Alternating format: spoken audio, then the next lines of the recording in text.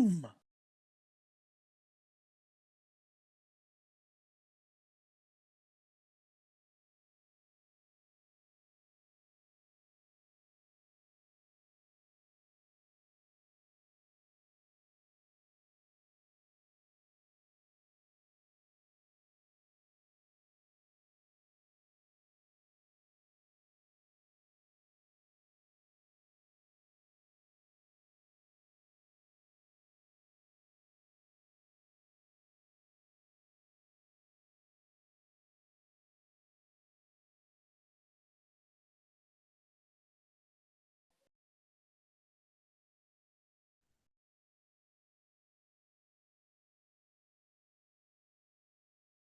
All right, ladies and gentlemen, in the Art of War Down Under Twitch channel, can you hear me today? Let's have a bit of an audio check up here, and let's see if we can get some voice. We've had Diffie in the background trying to do some magic so we can get a little bit of commentary going as we get this live stream happening. Yes, so they're good. He has said yes, it's good. Hello, everyone. Nick standing here from the Art of War Down Under. Hello and welcome everyone in the chat. Good to have you here. We are coming to you live from my lounge room. We have some of Australia's best players hanging out here, playing some games, building some of what has now been known as the spicy Australian meta. It is good to have everybody here on the stream here today. We have Erik Lathoris versus Aron Green. Aron Green is playing a list constructed by the reigning Australian master, Liam Hackett himself. This is an orc list that Liam has played to perfection. So it's going to be very interesting to see how Aron, another prolific orc player, can do with it up against who is regarded as Australia's number one player, Erik Lathoris, with his Grey Knights. He has been playing this behind the scenes for a long time. He has perfected this list, and he is definitely confident that he has what it takes to get it going today. So let's run you through here. We'll go through the secondaries. Obviously, majority of the people here know what those secondaries are. We have Erik. He has taken Grind Them Down. He has taken Banners, and he has taken Assassinate. When we look over at Aron Green, he has taken Abhor the Witch, Engage, and Scramblers. All right, so we have just seen that the lists have been put into the stream chat there. So if you're interested in having a look at either of these lists, feel free to jump in and have a look. Give us what your thoughts, give us your comments, let everyone know. Let us all know why Erik Lathoris has taken Castellan Crow, one of the least most popular options from the GK book. One of the things to point out here, this list here was by Aron. That was written pre-FAQ. So I know one of the tricks that Liam was using in that list were those shock attack guns. Primarily were in there so that he could get a 15-point secondary every game from those shock attack guns. That's obviously been changed now, and that is one of the strengths of the list that has been taken out here. So very interesting to see indeed. So it's going to be, sometimes there will be a little bit of downtime on the chat here. So I've got a few drops here. So for those following at home, obviously I am helping here. I'm the table boss for the Las Vegas Open. Our man Adam Camilleri is doing all of the hard work with Paul Murphy to do all the commentary there. There's a bunch of dudes behind the scenes. So if I do go a little bit quiet sometimes, that's because I'm typing in some of the scores, making sure everyone's updated on all fronts. So let's get a busy chat going. How many people we got in here? So we've got 78 viewers coming in at the moment, so that's good to see. That's a high number. What are your thoughts, everyone? Who do we think is going to win here? So just keep us updated. Aron's obviously gone and got turn one here. He's done a bit of spacing out there. So we see those scrap jets on the left-hand side of the table there. They are a lot of his DACA. So we've seen Liam in the past. He's punched out a lot of units with those. So that's a lot of his firepower coming out of there. It looks like he also has some of his trucks. I would just ask him. It looks like I would say that they are full of knobs. Aron, that's...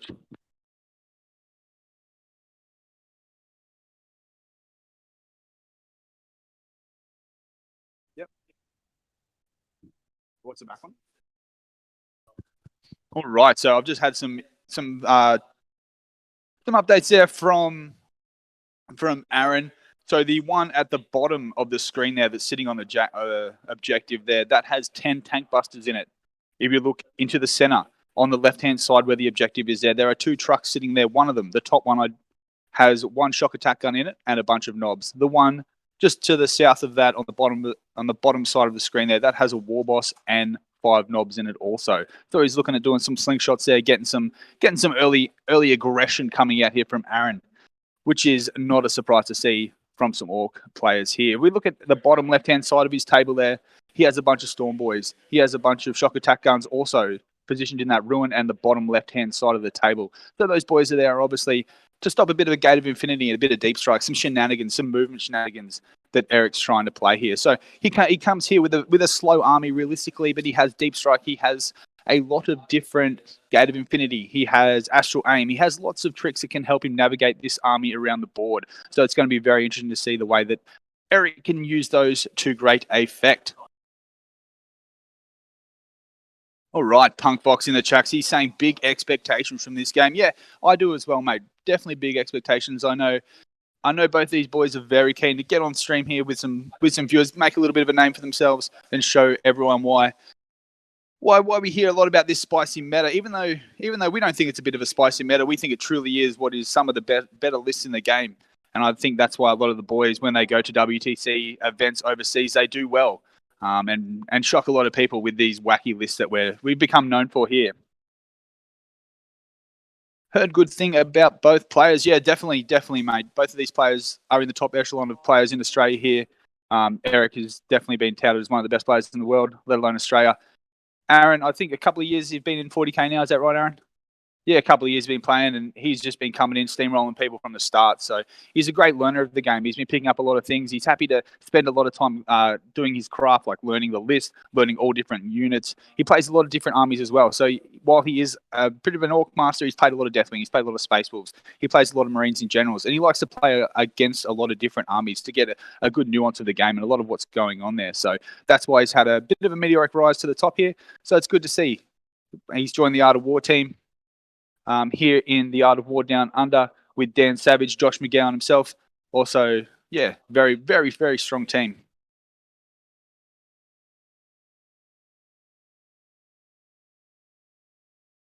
All right, a bit of a pre-game movement here.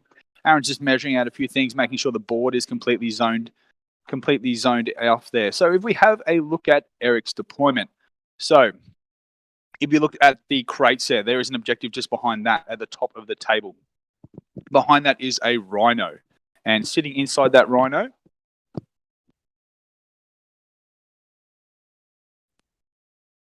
there are 10 purifiers sitting inside that Rhino. So that is actually one of the key units. So as this game evolves, it's going to be great to show the rest of the world what Erik is able to do with those purifiers. He's got a few little tricks up his sleeve, which will evolve as they go. We can't let all the secrets out early, so that's going to be very, very exciting.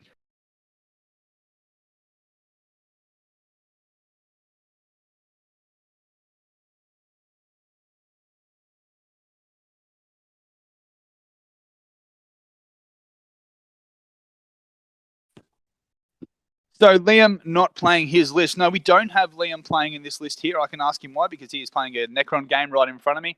Liam, why aren't you playing your list here? He's played too many games of Orcs this year, so he's done skis. So we'll be seeing him in the next round up again. Okay, Aron believes this because he's being thrown under the bus here. It seems to be more likely. We'll go with that one. We'll go with that. So yeah, he's played a lot of Orcs. Obviously, that list in particular, he's played a lot of. And now, since the FAQ changes, things have sort of gone a bit spicy for him there.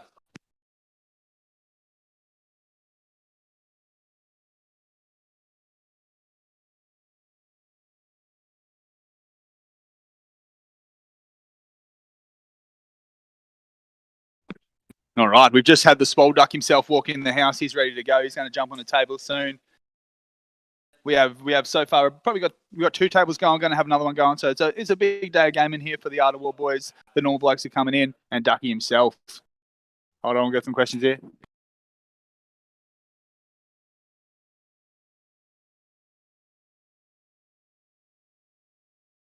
So Tim Des asked, with the FAQ change, would Liam change anything about his list? And I believe 100% he would. He would give it to Aron to play.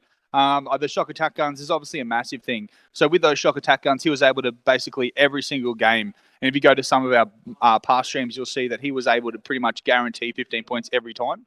And I do believe that is possibly why we've seen that he has moved to more of the possess list, which he has become the Australian Masters with. All right. Thank you for the stream, but can you fix a secondary?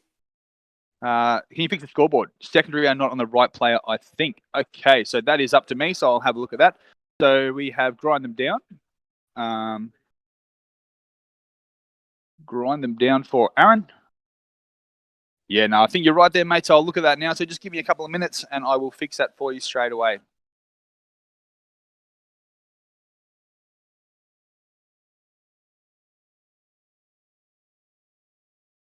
All right, so I've got them on the wrong side. I see.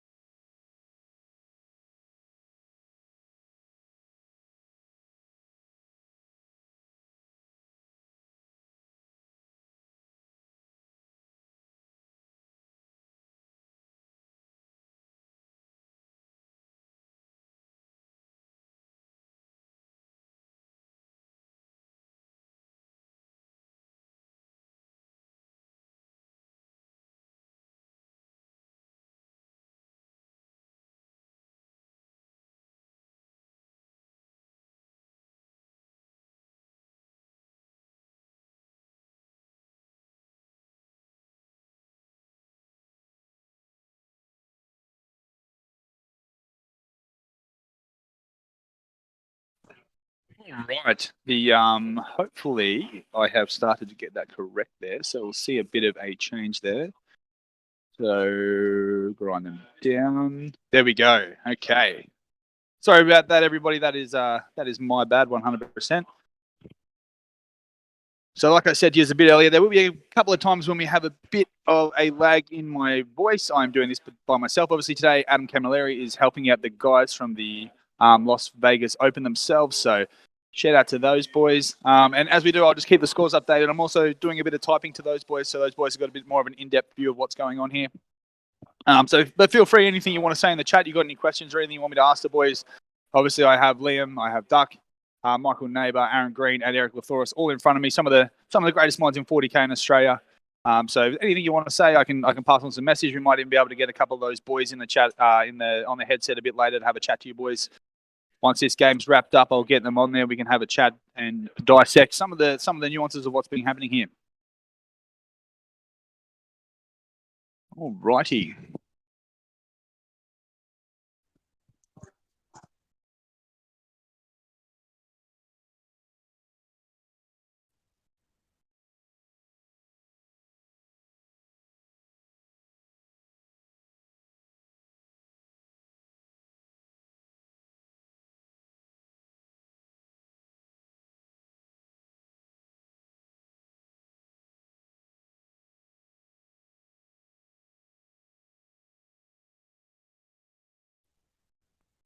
Tim, this is the overrun mission. So that is what we are playing here today in this first game.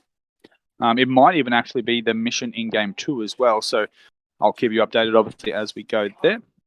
No worries, Tim. All right, so I've just been given some scores, so I will just be doing some updating on scores here. So who do we think is going to win here? What do we think here? Are we thinking that the GKs are going to be able to be a bit too tricky for those orcs, or are we going to get a good smash face going on? These orcs are just going to steamroll into Erik and take away all of his tricky options.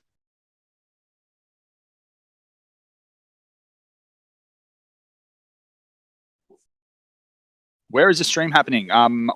We're on the Gold Coast, mate. We are from the Gold Coast, Australia. That's where we are right now. We are sitting in my lounge room. Going for the orcs, mate. Yeah, go the orcs. They're good. GK melting faces. Yes. My prediction would be with the GKs as well. Aaron's nodding along, so I think Aron is agreeing. All right, so we've got a bit of a tight game coming in early. If you just hold with me, I will get those scores updated as fast as I can. So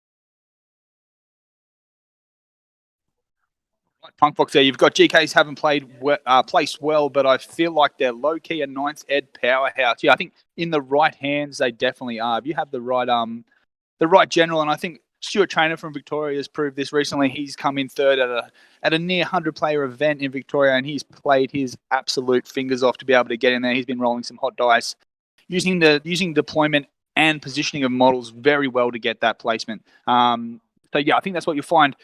GK are a powerhouse 100%, but they have to be in the right hands. You can't just give anyone a GK army like you can a big interceptor army and just expect them to do well with it. It's definitely a nuanced little army there. Haven't placed well outside of Australia. Yeah, well, unfortunately, we haven't seen a lot of events really coming outside of Australia yet. So once we do get a good meta established, it'll be great to see what they can pick up on.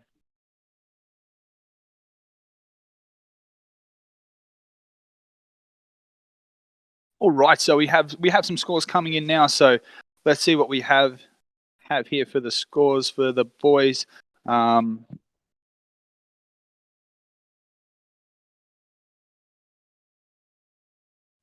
right, so Erik is now just finishing off his turn 2. So looking at the live, oh sorry, he is just starting his turn 2.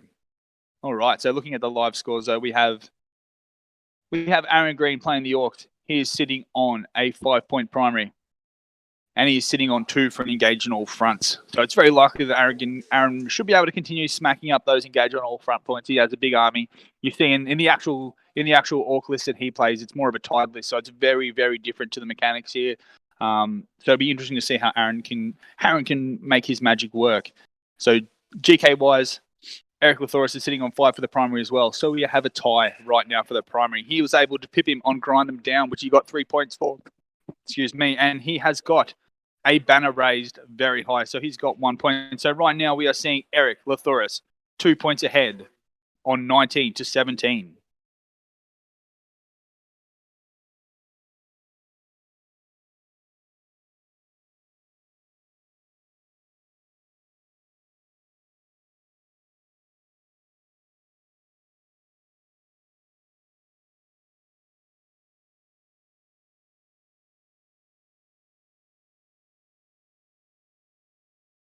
All right. So looking at the table here, what are we seeing here? So a bit of action here coming from Erik.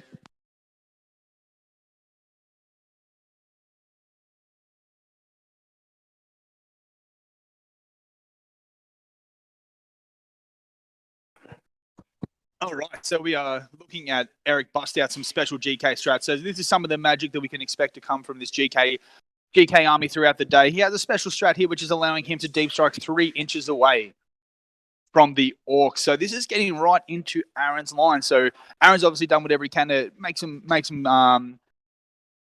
space in this bottom of the table to be able to stop him. But there is quite the little hole, the little crack, and Erik has able to just shoulder his way in there and just is going to cause some dramas in this back line. So this is making some decisions for Aron. It's decision time now, whether or not he reverts some of those knobs, whether those scrapjets come back and deal with some of those GKs or continue on their push forward, trying to deal with those purifiers, because we know that Erik Lathoris has some tricks up his sleeve for those GKs there.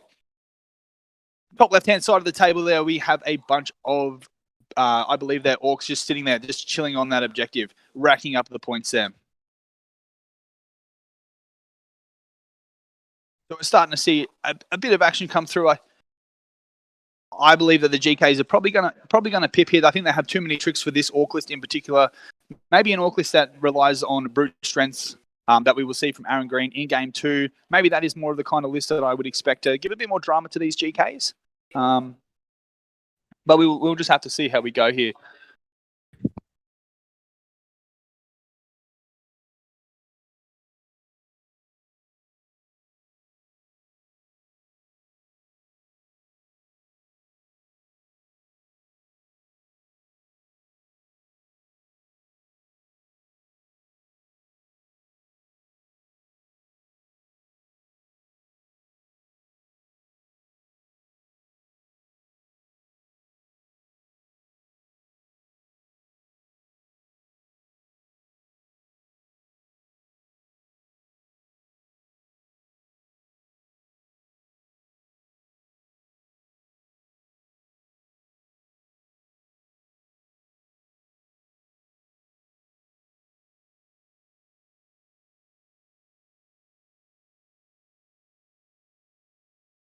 No, mate, the audio didn't go out. Doc Geo, sorry, mate. I've got a couple of little jobs going on at the moment, so I'm a bit of a one-man team at the moment. I'm updating some scores, making sure that the other commentators around have all their updated information as well.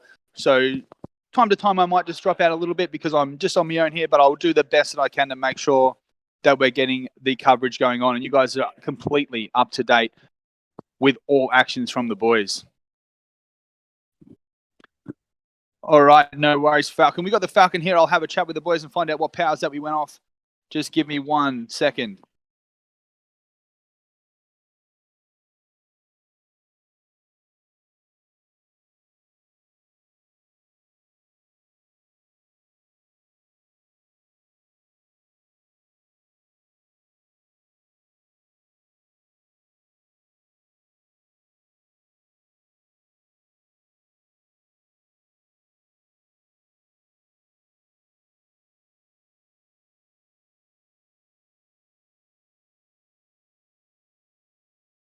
Are they Richard Siegler's cards? No, they are Erik's cards. It is more than likely Richard Siegler has copied them from Erik, like much of the GK tricks that you're going to find here.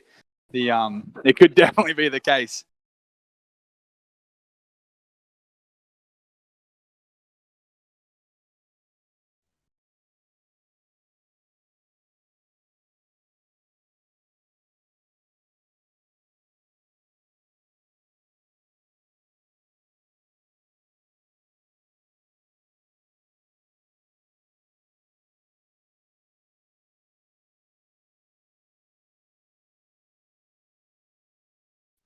Yeah, I was just being a bit cheeky there, buffing up my boy Erik. So right now, Erik is in the tide of convergence here. Oh, he's in tide of shadows, actually. But he is actually about to make a change on the fly here. So we're getting some updated info.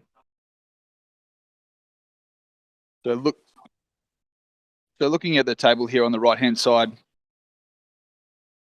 at the top there, looking into that ruin, we have a bunch of strikes sitting behind that building there with a rhino there. Just in front of that, we have a chaplain and librarian just hanging out. So they have been protected wound-wise by the rhino behind the ruin and also by another librarian. It looks like, no, that could be Voldus sitting there with a bunch of strikes around them as well.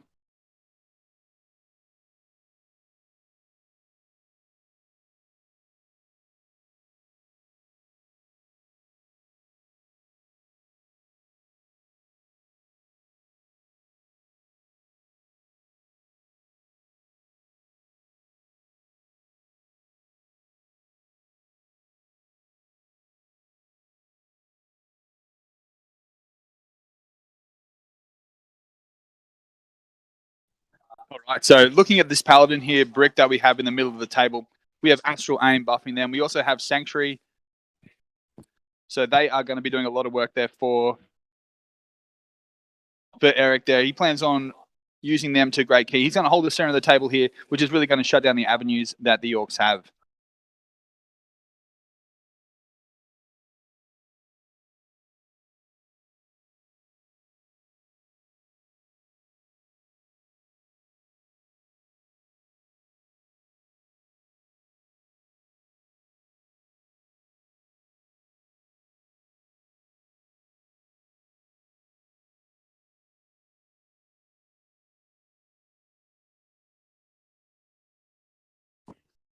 Right, so we're seeing a bit of split fire here. So Erik is now just shooting out of these paladins units here. So we're getting some storm bolters that are firing off in one direction, and all of the heavy weapons that are going off in another direction there. So it looks like the truck is one of the options on the left hand side in the bottom of the table there. So that is housing the tank busters. Looks like Erik's plan is to really get those tank busters out in the open so that he can make some damages there.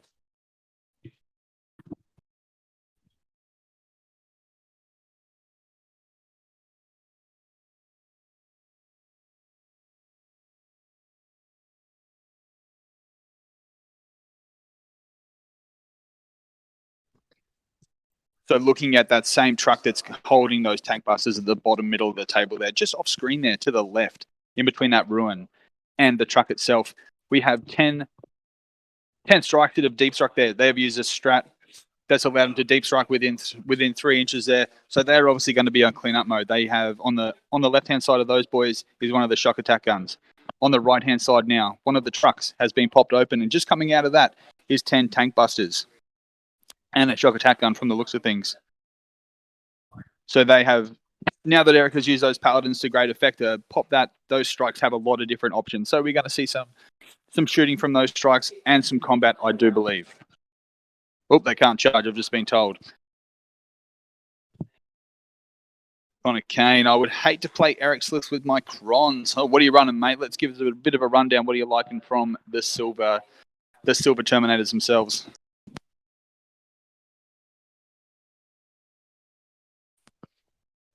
All right, so this is the second truck now that we're getting shot at using astral aim from those paladins there. It has just popped as well.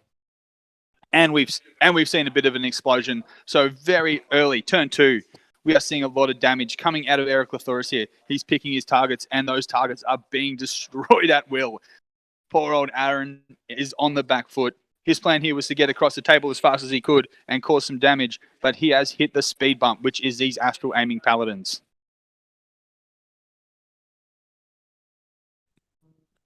All right, Tim, I'd hate to play Erik with anything aside from the fact you'd learn a ton during the game. Yes, actually, Erik Lathoris is probably one of the best guys to play, mate. If you're winning or losing against him, you'll be having a great time, and he'll be helping you along the way. So definitely Erik Lathoris. If you get a chance to have a game with him, do so. That goes for all the boys here. Realistically, like Aron's a great dude to play against as well. Liam, Duck, all the guys here. If you get a chance to play one of these dudes, it might seem a bit daunting at first because these boys are top notch and know their game in and out. But to me, that leads to one of the better games. They're not going to rule strict you. They're not going to try and give you some gotchas. They know the letter of the law. They know what's going on. They're more than happy to give you a hand on the way.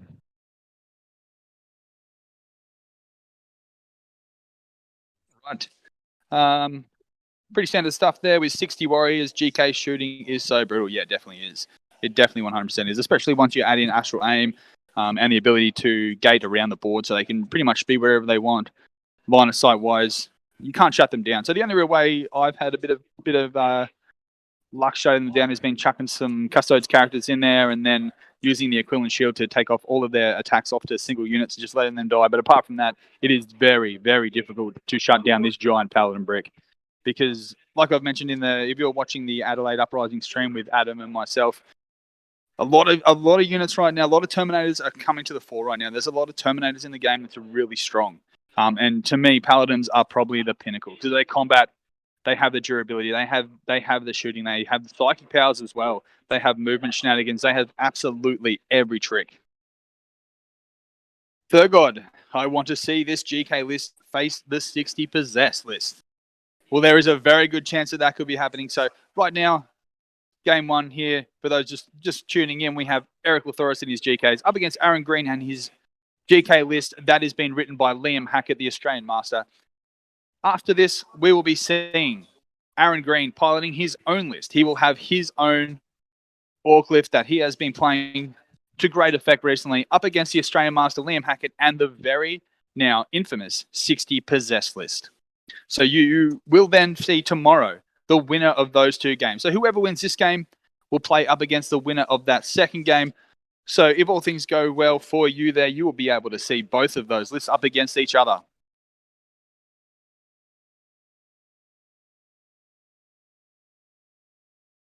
Right, so again, a little bit of a score update. That is the end of Erik's turn 2. So having looking at the damage that has been done here, it looks like we've had 2 trucks being popped open, both of those by those paladins there. Then, of the 10 of the 10 tank busters that were sitting on the bottom of the table, you can see them there, just to the left-hand side. They've popped. Just give me 1 sec, and I will be back momentarily.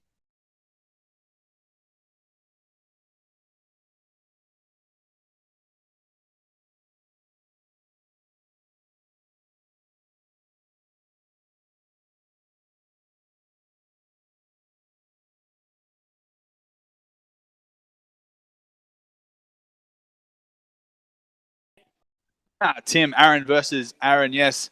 As much as Aron would love to play himself all the time, And as much as we'd all love to watch him run around the table and roll dice and whatnot, we actually have Denise from the Normal Blokes coming in tomorrow. So he'll be piloting one of the lists for us. And he will be up against our man, Erik Lathoris, the King of Australia.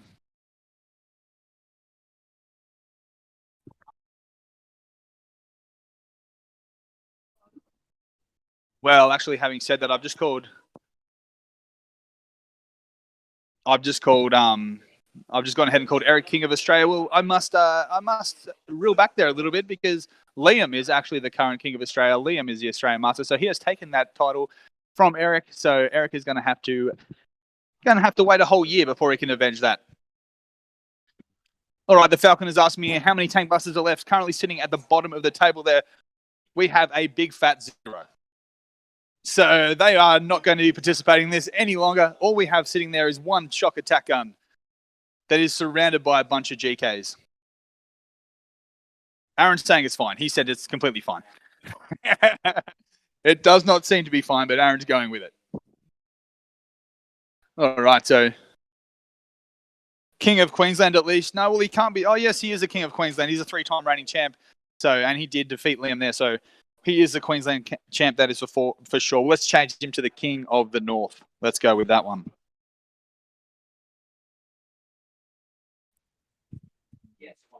All right, so casualty-wise from the GKs, we have lost 2 purifiers, some of the Emperor's most important people. So that's obviously worth about 5,000 orcs. So the dreams and hopes of the Imperium are becoming crushed with those 2 purifiers being lost.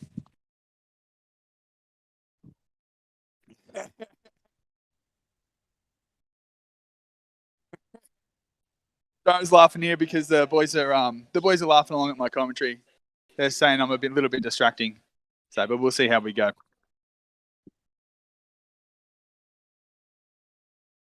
All right. So if we're having a look at a casualty, so the casualties we have from Aron's side currently is those 2 trucks that we've seen being removed, a bunch of tank busters, and it looks like that's it currently at the moment.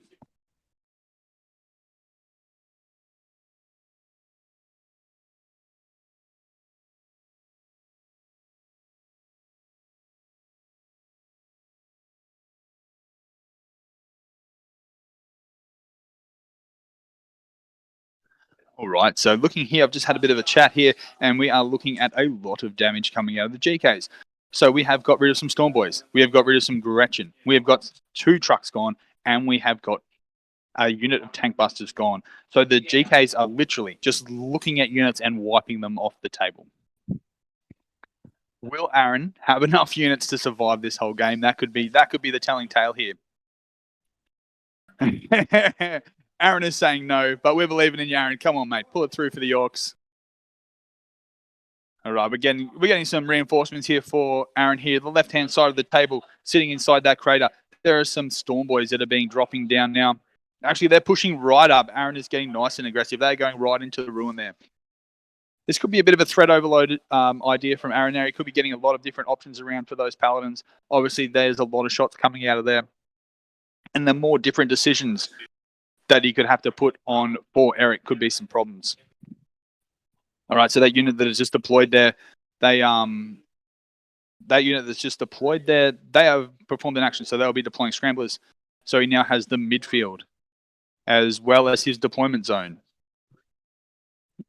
Actually, that is scramblers completely done. So Aron has going into his turn 3. We now have all 3 scramblers done. So I'm just going to jump off for a sec, and I'm going to update some scores here. Keep you guys updated on the scoreboard.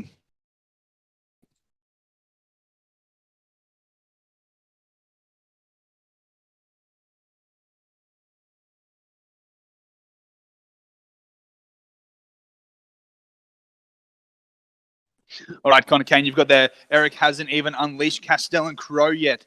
No, bro, he's just going to be chilling there. He's got some plans. He's kind of like if you've ever seen that edition of The Simpsons where Homer just wants to watch the little Chinese dude just do his kung fu. That's going to be Castellan Crow here. So everyone is going to have to wait to the end to see the magic that happens with those purifiers and Castellan Crow.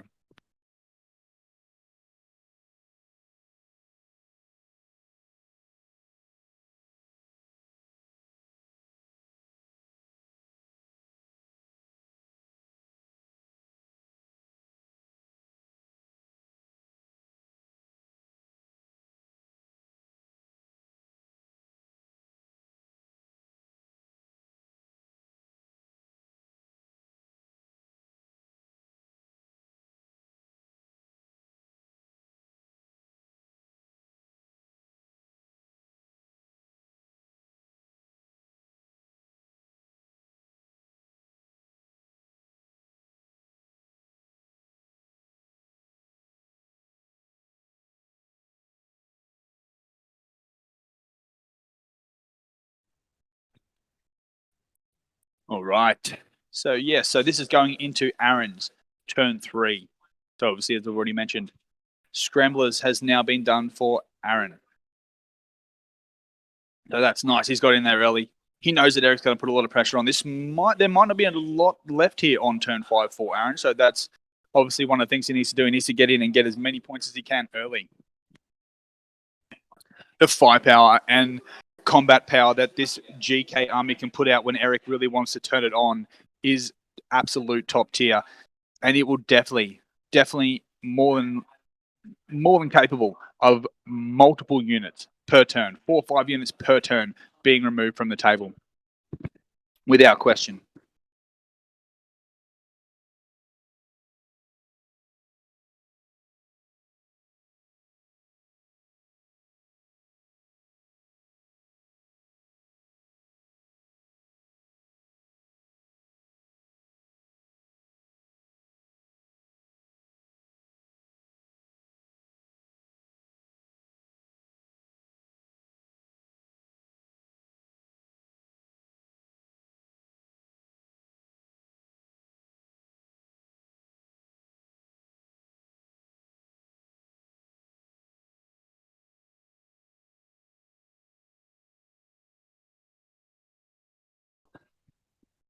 Okay, so we are coming in.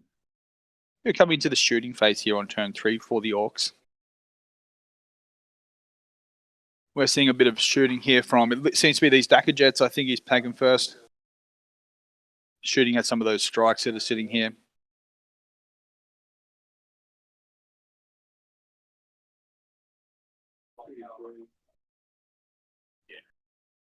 Yeah, so both at the minute, that scrap jet that is just below that rhino holding the purifiers on the top of the table, that is shooting into a bunch of strikes here. Aron just trying to whittle down as much as he can from what he can see. It does not look like he can see too many of those paladins that are positioned and hidden quite well by Erik there. So they are going to be very difficult to budge in the position that they are currently. We will probably continue to see Erik just buff that unit with every possible power and just be able to take away multiple units. That astral aim power is phenomenal on those GKs.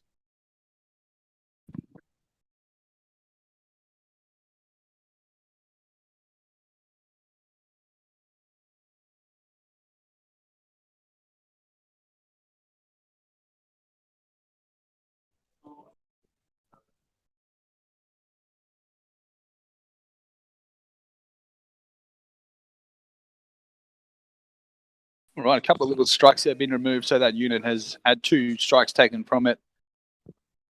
Very slowly whittling them down, doing what he can with those scrap jets there.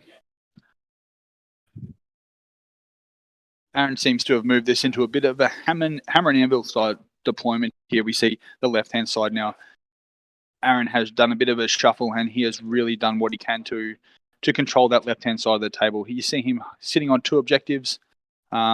With bulk of his army, he's done a bit of spreading out there. He still has on the right-hand side there that scrap jet. That shock attack gun is sitting on the objective. But due to that very clever 3-inch deployment strat that we saw from Erik, he is able to sneak 2 strikes onto that objective, and that is now being held by Erik. So just very slowly clipping away on the primary. Aron was only able to get, I believe he had 5 on the primary. I'm going to have to double check with that because it looks to me like he more than likely would have got 10. Oh, there's a whole 2, yeah. So he's only able to hold 2 objectives at the moment, the 2 on the left-hand side of the screen there. So he's only able to go 5 up per turn. So if Erik is able to choke Aron on the primary there with an elite army, that's something that we would not have seen. Like with the list that we're seeing from Aron, we'll see later on, we're going to see like 120, 149 Orc boys coming at him. So obviously, Aron, when he plays his Orcs, he likes to flood the table. He likes to be on all objectives and just be into combat from turn 1 and just being able to nullify what people can do. Here, he's going to have to rely on tricks. This is a different list. This is written by Liam Hackett. Liam Hackett likes to play a lot more tricksy-wise. He likes to have certain units that can perform certain roles on the table at all times, and he has certain toolboxes as well. So it's very interesting to see two different lists here. 2 different list styles from the same faction. So one faction two very different style lists.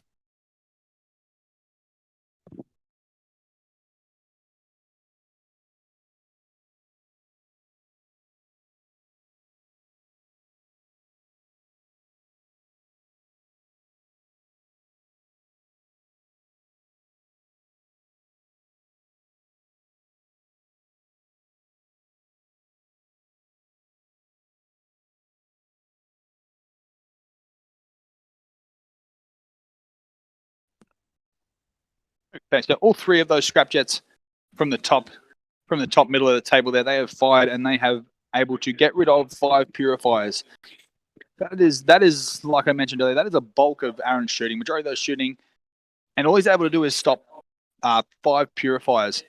Looking at the table there on the left hand side, you can see that Erik has actually been able to mitigate the rest of Aron's shooting. So on the left hand side there of that ruin, nothing can be seen. So the purifiers that were picked up by Erik were the only units that could be seen. So Aron is going to have a lot of work cut out for him being able to get to these paladins. I believe they're not going to be out. They're not going to be out in the open very often, and if they are out in the open, that is only because Erik has chosen for them to be seen.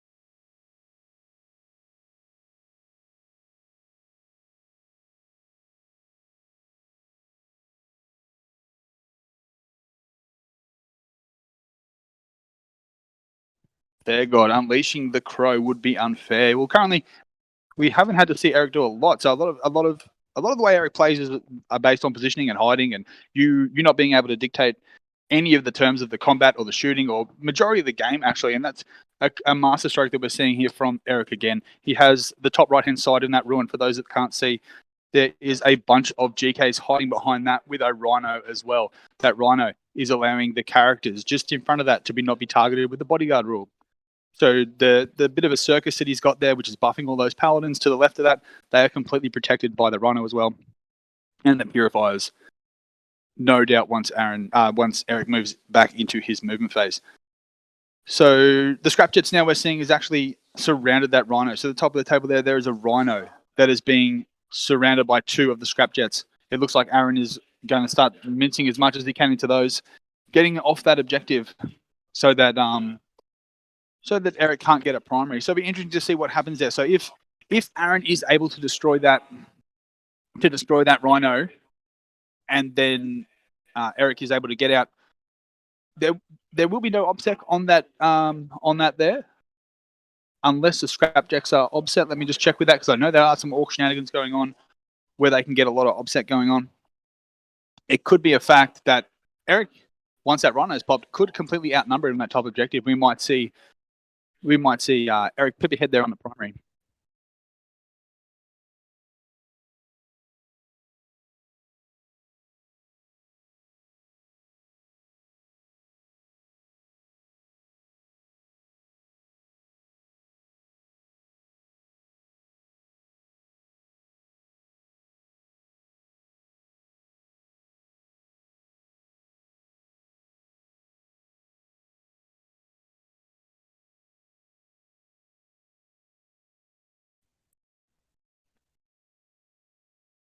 Okay, yeah, so we're just looking at that combat there, like I mentioned on the top there. It looks like those scrapjets are surrounding that rhino. The plan there from Aron is to pop that rhino and make sure it's destroyed. Interesting play there, because I do believe once that rhino's popped and we get those purifiers out, Erik will then will hide that, control that objective. So very interesting to see what happens here, unfolds. Very interesting. All right, so that is the main thing we're getting in that combat. I'll just have a bit of a look, but I think that is the only combat we have currently for the Orcs in the combat phase. Then I'll update those scores as we go into Erik's turn 3.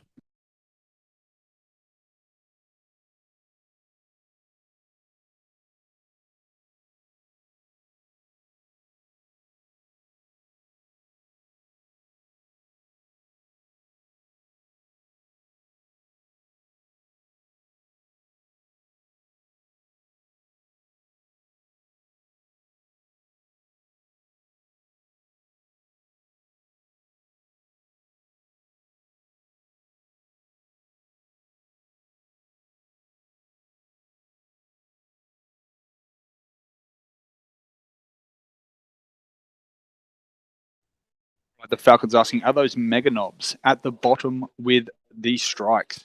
So just to the left-hand side of the Orcs, there are 3 Storm Boys. Sitting in front of that, there are 5 mega knobs. And I do believe, I'll just double check with Aaron, but I believe that is a War Boss. Is that a War Boss also in there?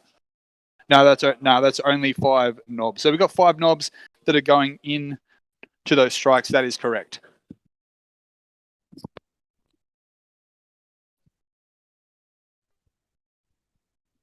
Yeah, so we're seeing a bunch of combat here in the bottom, like Falcons picked up there. 5 knobs coming into those strikes, along with a bunch of Storm Boys as well. And he's got them spread out. So on the left-hand side, where that Codex is and that Ruin as well, there are 5 Storm Boys. There are 3 of them that will be able to participate in the combat with the strikes. Then one of them is creating the daisy chain, and the very last one is sitting around picking some mushrooms on the last objective, like Orcs like to do there.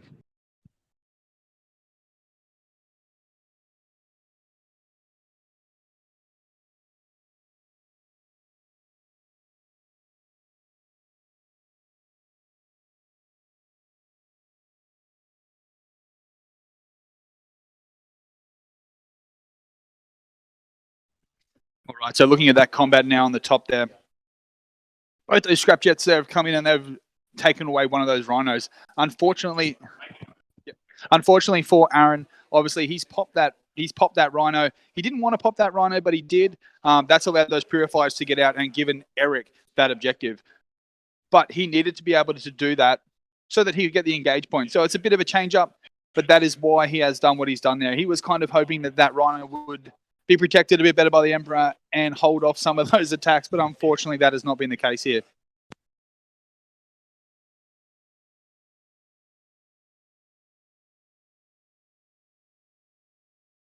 So the boys are having a bit of a discussion now, deciding whether or not those scrapjacks will fight twice, whether or not they will tag into those purifiers. I'm getting a big head shake from Aaron. There is no way those purifiers are going to get a bit of a early combat from those scrapjets there. All right, so we are now moving down to the combat on the bottom of the table, involving those knobs and those strikes. Aaron will be using those knobs to fight first. We are seeing a bit of a chin stroke here from Erik Lathoris. He is deciding whether or not he will be doing some interrupting here.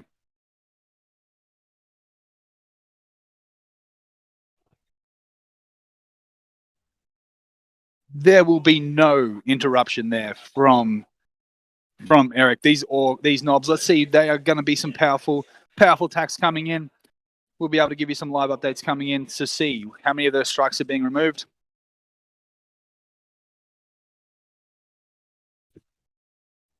All right, so what are we thinking here, Chad? Let's have a bit of a head count here. How many strikes do you think are going down here from these 5 knobs?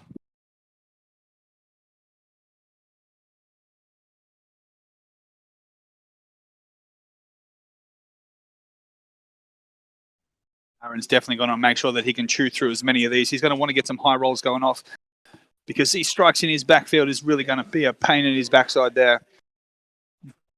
It's going to actually be quite a problem because it is a big unit of OBSEC. If Erik is able to get it on that left-hand side bottom objective, because right now we can see that Aaron is very slowly getting behind on the primary, which is very funny to say with Orcs, but he's only holding the 2. Erik has got him pinned to the left-hand side of the table and is not allowing to come out because, as we've seen from Erik's turn 2, on the right-hand side, those Paladins are absolutely tearing apart the Orcs. All right, Punkfox is saying 3 strikes. All right. I don't think you're too far off, mate. Once these strikes go to 2 wounds, we're going to see some real damage coming out with those GKs. All right. So it looks like currently we have 5 GKs being removed. 6 GKs.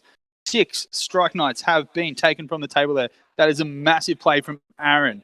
He has really, really diminished the obsec numbers on that bottom side of that table there. That is massive.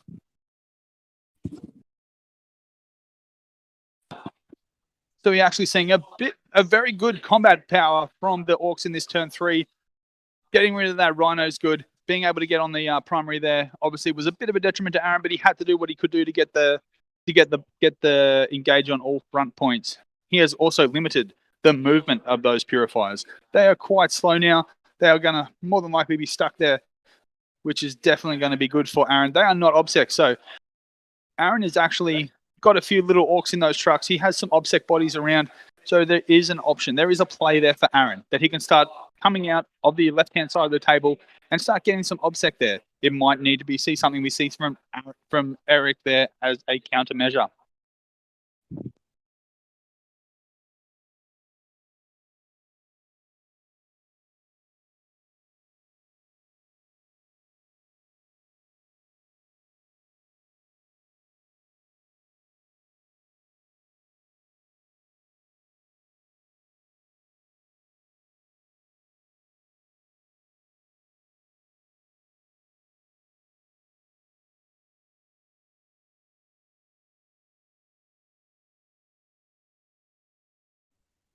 Right. So now we have seen the entire removal of that strike unit there. Aron has fought twice, so that is some smart thinking there from Aron. Getting rid of those strikes is a massive deal, as I touched on earlier. Now we can see Aron position himself on 3 of the objectives due to the bit of a consolidate there. Massive play there, massive play there. All right, the boys are just updating their scores going into what will be Erik's turn 3. Give me a couple of minutes. I'll update those scores and I'll be back with you very shortly.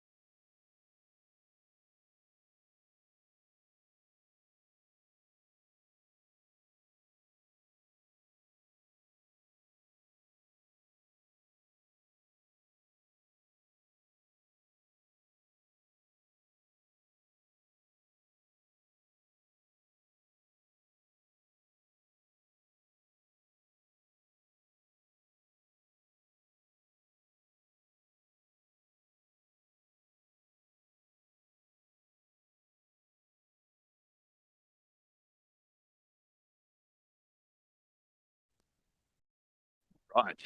Hello and welcome. I am back again. All right, so we're just entering some of the scores. We are going into the start of Eric's turn 3, so the bottom of turn 3 here. A few little questions being asked here by Aron. He's definitely keeping Erik honest, making sure that Erik is a bit on his toes here. There's a few little things that Erik is going to have to decide here. What he does with these purifiers in the top of the table, whether or not he buffs them, whether or not he continues on the actual murder spree with these paladins that we've seen currently in the first 2 turns, absolutely wiping multiple units off per turn. All right, so just before I enter the scores into them, I will give them to you live here on there. Erik has captured 10 on the primary.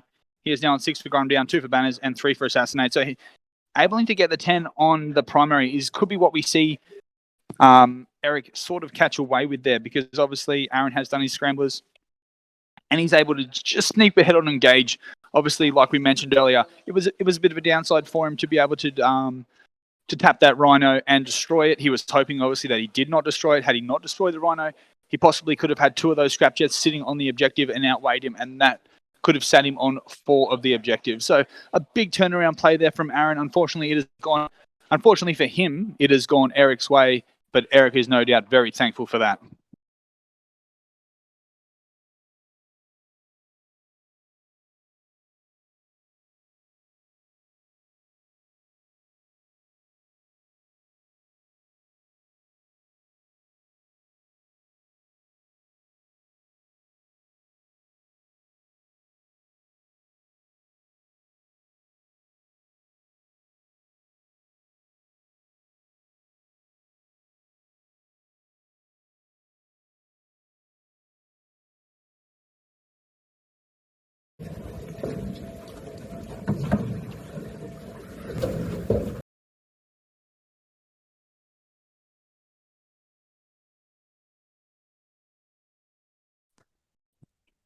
All right. Hello again, stream chat. All right, so going into a bit of a score update. Obviously, we know Erik Lathoris. He does not play much of an early game. He is a late game man. He likes to keep toe-to-toe with people in the early, get them on the ropes, and then once he has them, he likes to strike and start getting those big points towards the end of games. And it's what we're kind of seeing here. Erik Lathoris on the primary, he is sitting on 15 up against Aron Green's 10. So for the secondaries, for Erik, we have 6 on grind him down, 2 for raise banners, and 3 for assassinate. Aron, on his secondaries, he has gone for deploy the scramblers. He got that in his first 2 turns. He nailed it down early. He is on 10. Engaging on fronts, he is on 5. And Abhor the Witch, he is on 2. Thank you very much to those knobs on the bottom of the table fighting twice. A bit of a trick up his sleeve there by Aron. That has not only got rid of those strikes at the bottom of the table, allowing some special movement, some freed up movement, let's say, from those orcs on the side to be able to cap most objectives. Now, Aron is sitting comfortably on 4 of the objectives on the left-hand side of the table, and it's also given him 2 aboard the witch points. So Aron is now currently sitting on 37 points to Erik's 36. He has a 1-point lead currently going into Erik's turn 3.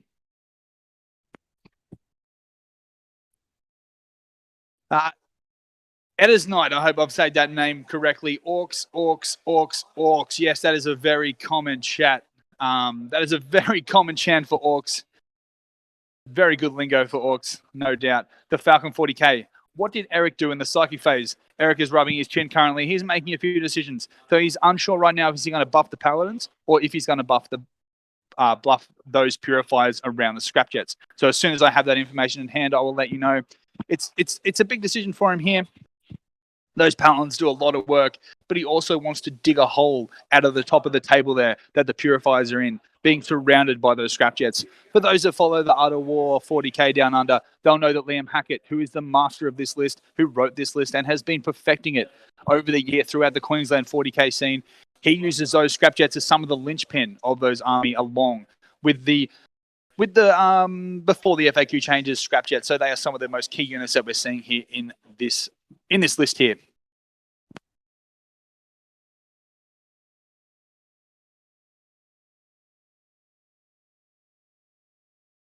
All right, so he has 1 second.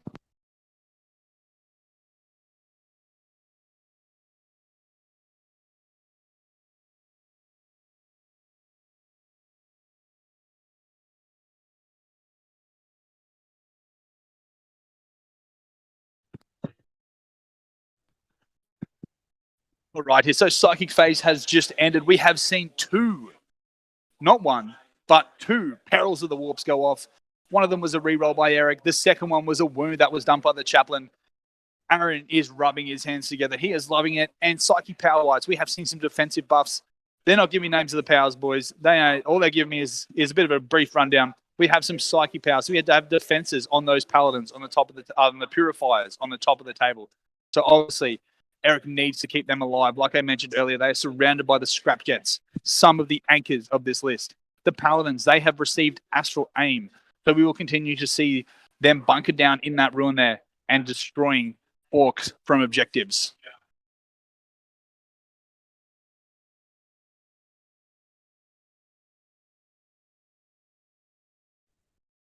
Just a shout out. We were supposed to do some table boss host communications. Shout out to whoever is taking over for me. I am very, very thankful for that. Thank you very much, boys.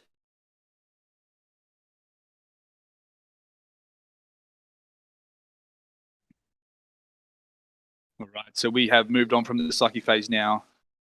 We are in the GK shooting phase. There are a lot of firepower. It is me, the Falcon. Oh, thank you very much, Falcon. Thank you very much. My typing is way too slow.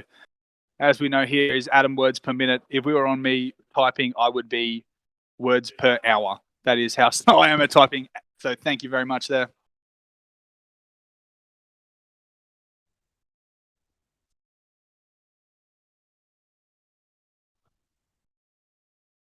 All right, so the left-hand side of the table now, where we had those trucks. So that final truck has been destroyed. That was by the Paladins, I think. Yes, it looks like the Paladins. So Astral aimed right through two of those buildings. They have popped that truck. We have the last truck's been gone. The knobs are getting out of there.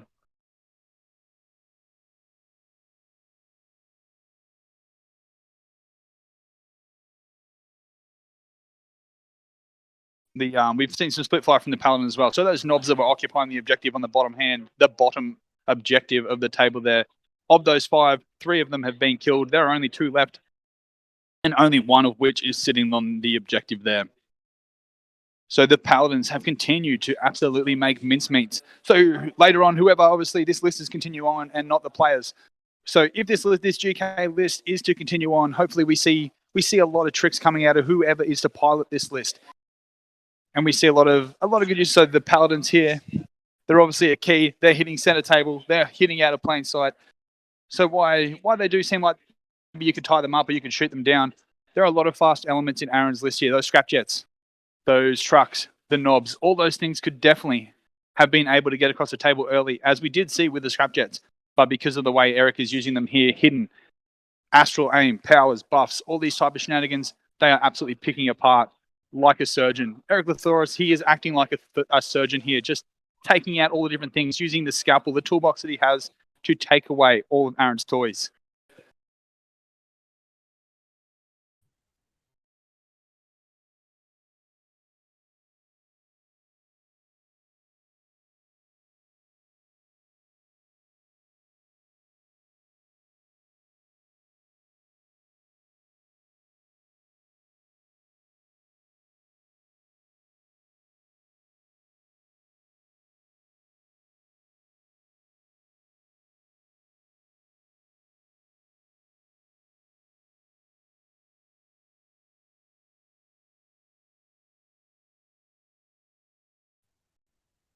All right, so continuing on into the turn 3 shooting phase for the Grey Knights, piloted by Erik Lathoris.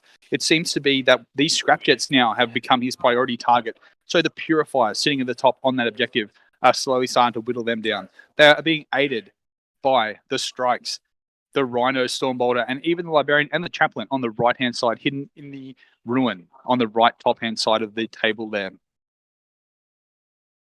So this Orc list is something that Erik's played before. Obviously, Liam, one of the better players in our area, he's been playing this to great effect. This is something that we have seen on our stream at Queensland Masters. Erik Lathoris playing a bunch of sisters at the time, had a game against it then. So it's something he knows. He knows the tricks of the list. He knows the ins and outs of it. So it's going to be very interesting to see him try and pull it apart.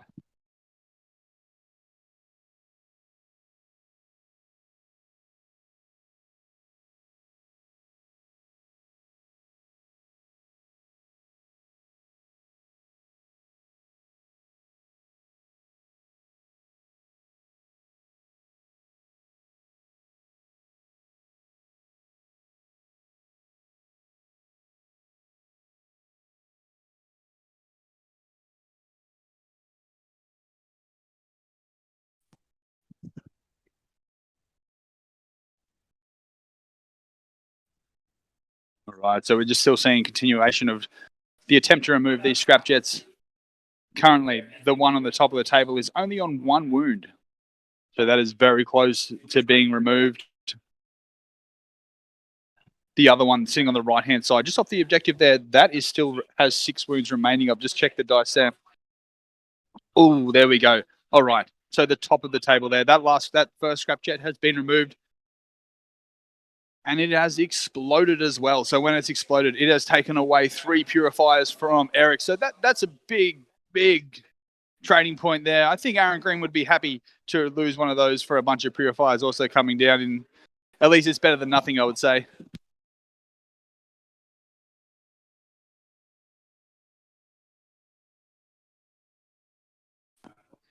All right, so moving into the combat phase for Erik, a bunch of those purifiers are coming in. They have made a charge against that remaining strapjet.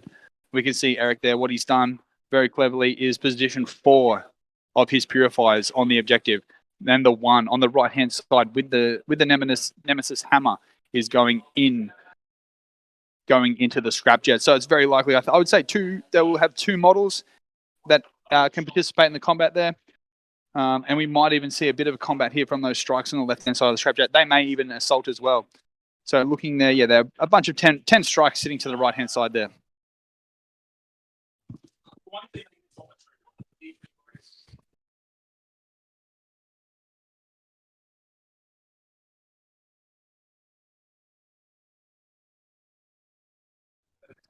Right, so a bit of an update here, boys. Aron has gone all out, and he has spent some CPs. He has Overwatch with that scrapjet, and he has wounded a bunch of strikes. He's done a lot of damage, but old lucky boy Lathoris, he has pulled off some saves here, and he has managed to save all of them. So that could have been a bit of a big play. Would have been very interesting to see had Aron whittle down those numbers on those purifiers.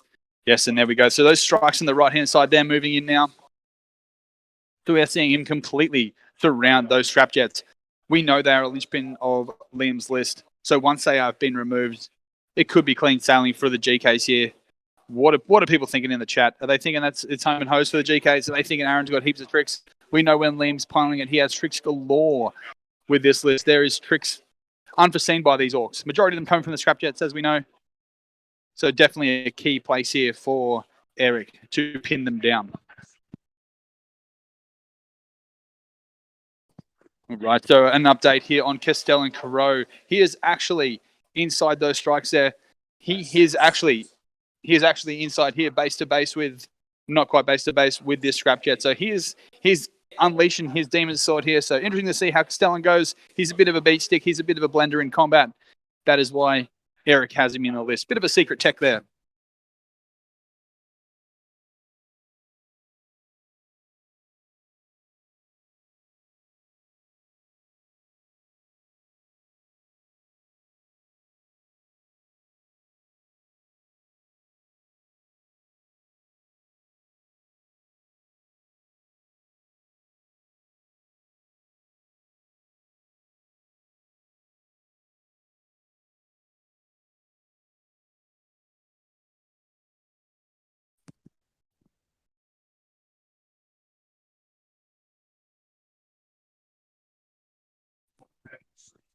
Right, so a few comments in the chat there. Punkbox GK has done a lot of early damage and still a lot of potential late game plays. Yes, that's 100% right, man. That's what we're seeing here. Erik has picked apart the pieces of Aron's list here, the scrapjets. We now have 2 removed. The second one was removed in combat. The first one was removed in shooting. A bunch of the trucks have also been shot apart. The Paladins haven't really flexed their muscle too much here. They've just sat in the middle of the table here and just shot multiple units. But everything they have touched has crumbled. Obviously, a bit of GK power there, taking away some of the belief of the Orcs. They no longer believe that they have the power to win, and that could be why we're seeing them start to crumble early. And there are a lot of tricks to come from this GK list. Yeah, 100%, man. A lot of the table sort of is now becoming open for Erik. Aron is being forced to push forward, move a lot of his units away from the edges of the table there, which is going to see a lot of options there for Erik to be able to Gate of Infinity into those sections. So if you look at the left-hand side of the table now, behind that wall, Erik will definitely be able to position a unit in there without any questions asked. Aron is sort of, a bit on the back foot, like you mentioned. Yeah, definitely there. Just starting to see Erik flex his muscle. So I'll be back very momentarily, very shortly. I'll just do a bit of a score update. Please hold on while I do that.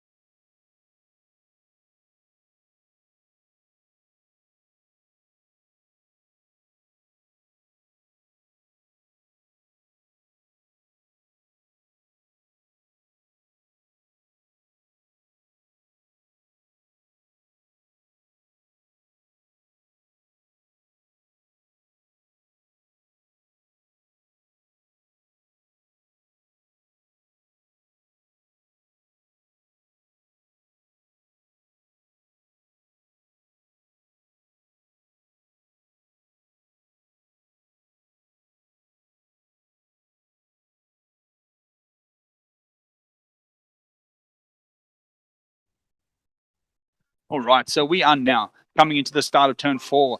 Aron has gone first, so he will be going first in turn 4, obviously, which is leaving a lot of tricks, like we mentioned, for Erik on the last turn to be able to cap a lot of these objectives. Oh, shout out to CoolSlad06, subscribe with Prime. Thank you very much. Thank you very much for the support. All right, so let's do a bit of an update here at the end of turn 3, start of turn 4. So we're looking at the scores here. Aron Green, he is sitting on 5-10. He's sitting on 10 for the primary. He's on 10 for deploy scramblers. He is sitting 5 for engage in all fronts, and he is sitting on 2 for aboard the Witch, coming in at a total of 37 VPs at the end of turn 3. Erik Lathuris, he is sitting on 15 for the primary. He is on 9 for grind him down, 2 for raise banners, and 6 for assassinate on 42. So we are seeing Erik Lathuris. We know he's a late game man. He already has a little bit of a 5-point lead coming in to the start of turn 3. All right, and due to some of the placements by Aron's model, he was able to kill some of those strikes, as we saw a bit earlier, and he's spread out a little bit. So a bit surprising there, a bit of an update. Aron has now, going into turn 4, has got a 10-point swing. He was able to hold 3 of those objectives coming into turn 4. Very nice from Aron. He's doing everything he can to make sure that he keeps at least match for match, point for point with Erik. So we know, again, a lot of people following us alone. So Corslaz said might be missing a couple of banners here. Well, currently I have the Art of War tournament scoring sheet, the book that is available to purchase through us, sitting in front of me, and Erik Lathuris is sitting on 2-4 banners. So it's very likely that he's had to use a lot of these strikes. He's had to use the purifiers. He's had to use a lot of the units that are sitting on those objectives, and he has not been able to use the banners. Probably saying that if he can kill majority of Aron's orcs with the firepower and combat, he's not too concerned whether or not he gets ahead on those banners, because he's going to be holding the primary and stopping Aron from getting primary also.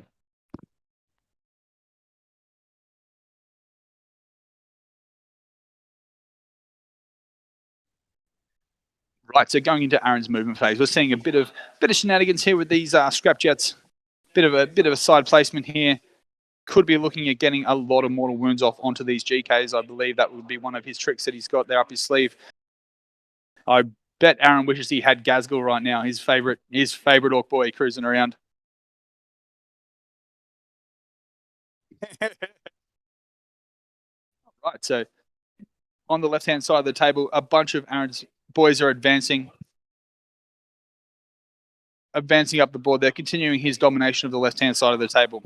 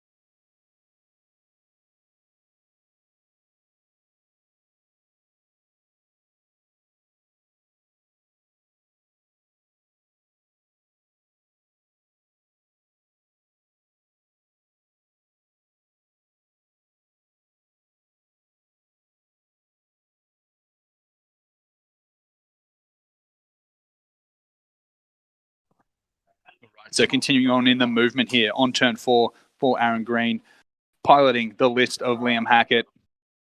A lot of different options here for Aaron, and this is really where it's going to get critical on his placement, where he decides to get objectives. He knows, as all following at home know, Erik Lathoris is a late game man. Him getting turn 2 really suits him as well, where he can sit around and guarantee Erik knows in his back pocket is those 15 points on primary on the last turn.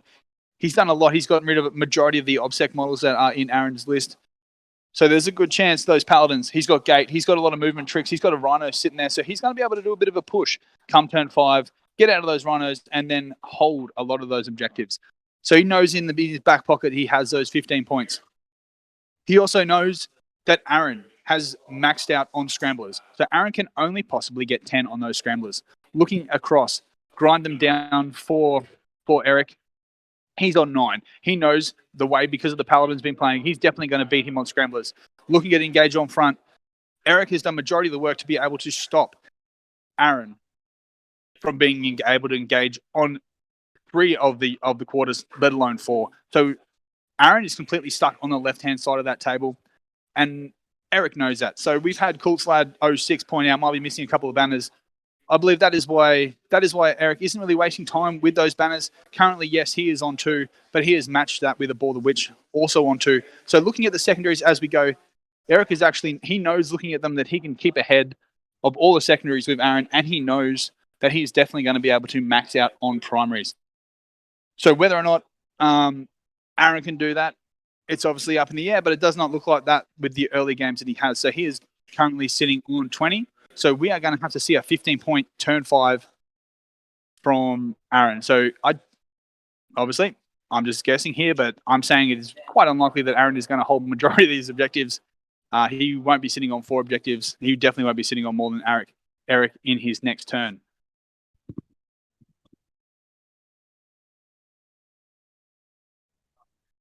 Sorry, I've missed everyone subscribe with Prime. Thank you very much for your donations there. Thank you very, very much contributing there for us too. So we can keep this stream and bring you some great 40k content from the spicy meta that is Down Under.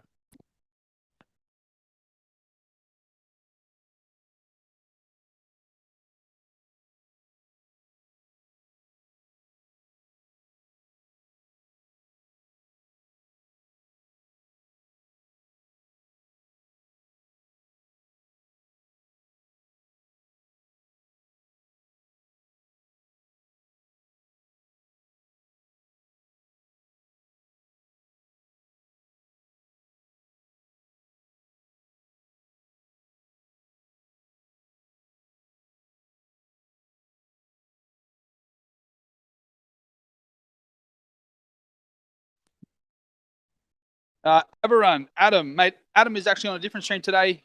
Him and Paul Murphy are hosting the Las Vegas Open. My name is Nick Standing, and I'm coming to you from my place. I'm hosting the boys here, giving a hand to the Down Under Network. Demigod 777, Aussie. Yeah, that's it, mate. Raise that flag high. Get that Aussie meta going. It's obviously a bit of a hot topic at the moment because we're one of the only places that are getting some big tournaments in. We're getting as much stream content coming out of here as we can so that people can follow along. We love this spicy meta. A lot of chat, obviously, coming in last weekend when we were covering Adelaide Uprising about Space Marines being the big boogeyman. My thoughts on that: yes, they probably are the most powerful codex. But what we see here, a lot of the boys obviously know that. And if you were to ask guys like Erik and Liam and Aaron, these top level players we have here, they're not playing these GKs because they think they're the best. They're not playing this Possessed because they think they're the best. They're playing because they love them and they know that they can beat Marines with them. They know that they can go toe for toe with some of the better lists that are available out there. So that could be one of the things we see from Australia. We don't necessarily just pick up what is the best list and run with it. A lot of our players do, obviously. A lot of our players do, but I know if Erik was come to an event here, if Liam was to come with an event and they just had 18 Inceptors, they had 15 Blade Guard, they had all the buff characters to make them 9 unkillable, they're not going to have a fun time. They're just going to come in, they're just going to play a couple of rounds, get their easy wins and walk away, but they like to enjoy a fun game, a tactical game. That's how we are here. Get a bit of nuance in. We've got a lot of, I believe, the movement phase is something that probably we perfect a little bit better here. This is my opinion, obviously. We see a lot of shenanigans here from combat from guys like Erik and Liam, those possessed units. If you go back to our stream, he's able to use them to great effect, which we will see in the next game as well. We've seen these paladin units here. They're sitting on the right-hand side of the table. They are dominating there. So, yeah, that's definitely one of the things that we see. Gary, hello, mate. Well done. Well done in your first game. I was setting up the stream, so I wasn't able to completely follow along, but it did look like a Jakari domination there against the poor old Nids.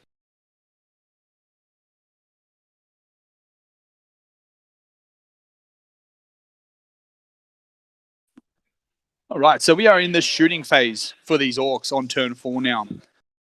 We are seeing a bunch of these storm boys. They are shooting into these strikes, obviously trying to whittle down what Aron has on what Erik has on the objective there. Right behind there, we see 2 characters are both sitting on that objective. So if we go in there, when we do go into Erik's turn 4, there is a librarian and a chaplain sitting behind that ruin, just out of camera shot there on the objective. So that is still held by Erik. Those knobs that were sitting in that truck and the war boss there on the left-hand side have now moved in behind those crates, and they're going to try and deal some damage to those purifiers, along with that scrapjet there, trying to make sure that Erik isn't just creeping ahead on the primary like he plans to.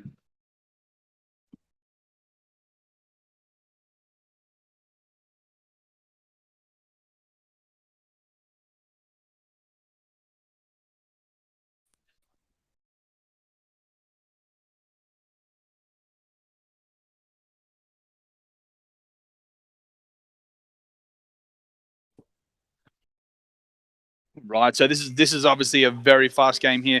Not a lot of units left here for Aron. These boys know each other really well, so we're going to have a pretty fast game. So buckle up your seatbelts and get into it with us. Those knobs have now moved into the combat phase. They've charged into those purifiers along with that scrapjet there. So 5, what do we got here? We got 5 knobs and a war boss on the top of the table behind those crates, going into 5 purifiers. We saw what 5 knobs were able to do, double fighting into those 10 strikes. They were able to completely remove them off the table. So it's very likely that Aron Green is able to get those boys, get those knobs, get that war boss and that scrapjet, and completely remove those 5 purifiers sitting on that objective there. And here we see, we're starting to see the models be removed by Erik. 1, 2, 3. 3 have been removed. He's now picking up a 4th. 4 have definitely been removed. 5, the whole unit has completely gone. So those purifiers have now been gone. So even with the psychic buffs that we had on them, they have been removed from the table there. So to the right-hand side now, we just see Castellan Crow. Actually, he might just be out of screenshot, I believe. Yeah, Castellan Crow is to the right of that scrapjet. You can just see his base at the top there. So what weapons did the knobs have? So just give me one quick second. They have twin saws. So they are choppy all the way. There's no guns there. They ain't mucking around. They are getting into combat, and they are doing the work for the orcs. That is why they're in the trucks, I believe, so they can get slingshot across the table early and get stuck in. The durability of those knobs are quite high, especially being able to now sit out of objectives. So there's not a lot of units left for the orcs there. So let's have a go through a run through. Coming into the top of turn 4, on the left-hand side of the table, we have 5 boys that are sitting there currently on an objective behind the ruin. Moving down from there, spread out on that bottom objective, we have 1 shock attack gun and 5 knobs. Just behind that, on that ruin there, out of camera shot, is 3 storm boys. So we are currently looking at 3 objectives held by Aron there. And if you look at the bottom of the table there, he also has 2 knobs sitting there on that objective. So he is holding 4 objectives to Aron, coming into the middle of turn 4. All right, so just bear with me for a couple of moments here. I'll update some scores, and I'll back with you as fast as I can.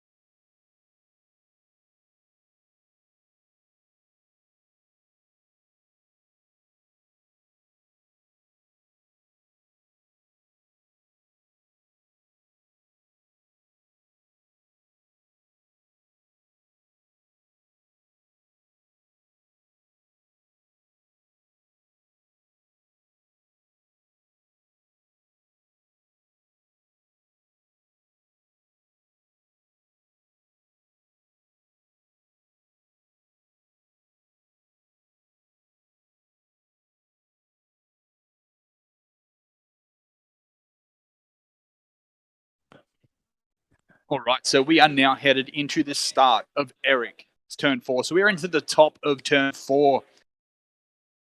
So we have a bit of a score update here.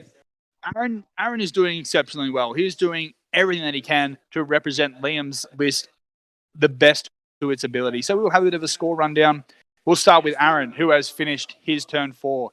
So the primary, he is sitting on 20 points. So that has been a big turn for Aron. That has been the best primary turn he's had so far. He's able to get 10 for that. Deploy scramblers, we know he's got that early. He got that in turn 3. He's sitting on 10. Engage on all fronts. He has creeped up to 8 points. And a ball the witch is on 4 because he's been able to get rid of those purifiers and that strikes from turn 2.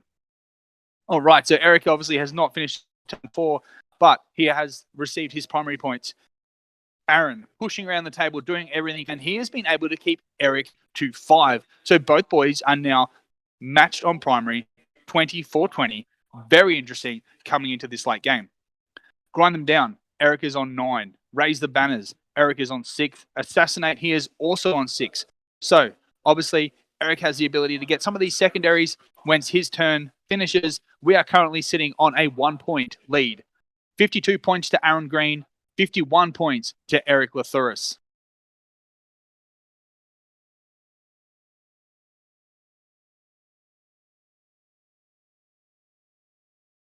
All right, a bit of chat here. I'll update the psyche powers as we go. Obviously, a bit of chat about Marines being overpowered, and then some of the people obviously saying that they're not overpowered. But the reality is the game is saturated by Marines. So good players figure out how to neutralize them. Yes, man, I've been a Marine player pretty much the whole time I've been playing 40k. And yeah, so I find a lot of people actually just, all right, how do we kill Marines? We need to get that. Previously, we found a lot in 5th, 6th, and 7th. There was how do we kill that MEQ, the mech equivalent of Space Marines. It wasn't until probably mid-7th that we started to see a bunch of, and probably early 8th, maybe even, that we saw a bunch of Eldari and other Xeno factions start to take the thing. Tau came into their own. So yeah, it's good to see Marines back on top as far as I'm concerned as a Marine player. But yeah, I get there's a lot of hate out there for the love that they get. I'm also the worst kind of Space Marine player because I love me some Ultramarines. I'm a Tigerius and Gilliman fanboy. So feel free to throw the shade there. Necrons in 5th. Yeah, Necrons in 5th were definitely one of the more powerful.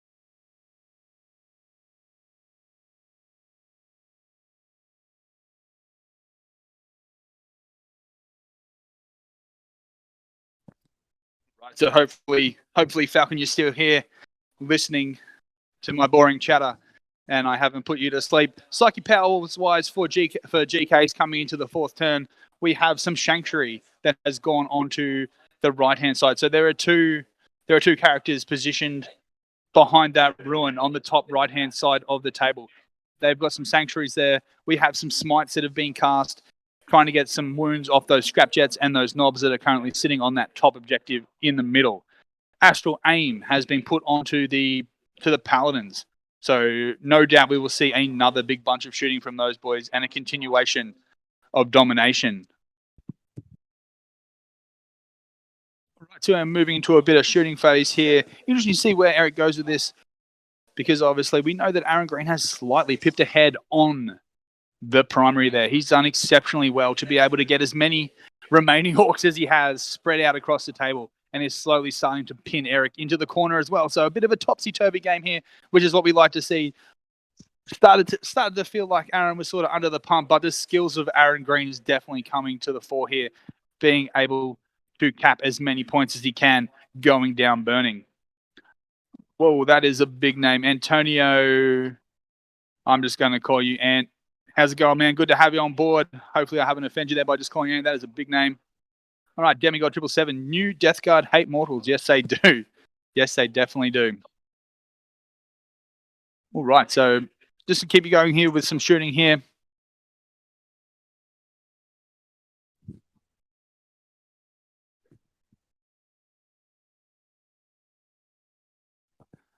What are you shooting? Okay, so those paladins, which have been the linchpin so far, they've been the anchor. They have been positioned behind that ruin since basically turn one and have been removing units, continue on their way. They have split fired again. We have seen some shots go up to those knobs on the top of the table sitting on the objectives. They have whittled them down. We only now have one knob, one war boss, and one scrapjet sitting on top of that objective. Those strikes are poised to come in there on turn 5 with their obsec and take that away from them. That is definitely making the last turn very interesting here. So hold on to your seat, guys. We are getting a very, very close game towards the end. So with that split fire as well, the Paladins have also split fire. They have shot the knobs directly to the left of them. So on the middle of the screen there, you will see Aron is about to remove 1, 2, 3 of them as well. So there will be 4 of them, sorry. So there will be just left there, that shock attack gun sitting on the edge of the ruin, just standing there doing nothing on his own, and 1 mega knob sitting on the objective. Again, don't forget, you can't see it at home, but on the left-hand side where that piece of terrain is, where that ruin is, there are 3 Storm Boys sitting inside that objective. Sol Vargon, who had first turn? Aron, the Orc player, he had turn 1. He went first. Both boys wanted to go second really badly. Obviously, FAQ. A lot of the thoughts here around our neck of the woods is that going second is a lot more powerful with that ability to just move on to objectives with obsec models. So Erik has been licking his lips knowing that he has that easy 15-point guarantee in his pocket the whole time. Second is busted. Yeah, obviously it's a bit up in the air in the moment. We haven't actually seen enough games yet to determine whether or not it's busted or not. But yeah, the belief at the moment definitely is that it definitely is the stronger. Going second is definitely the stronger and the more preferred option.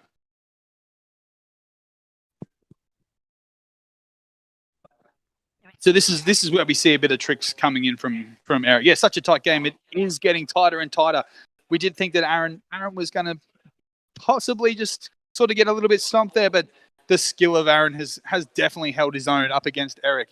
Erik is now having to move into shenanigan territory. We talked a lot about GKs having a lot of shenanigans, and this is where we're going to see them come into the full effect. So, top of the board there, those Strike Knights, they have moved onto the objective.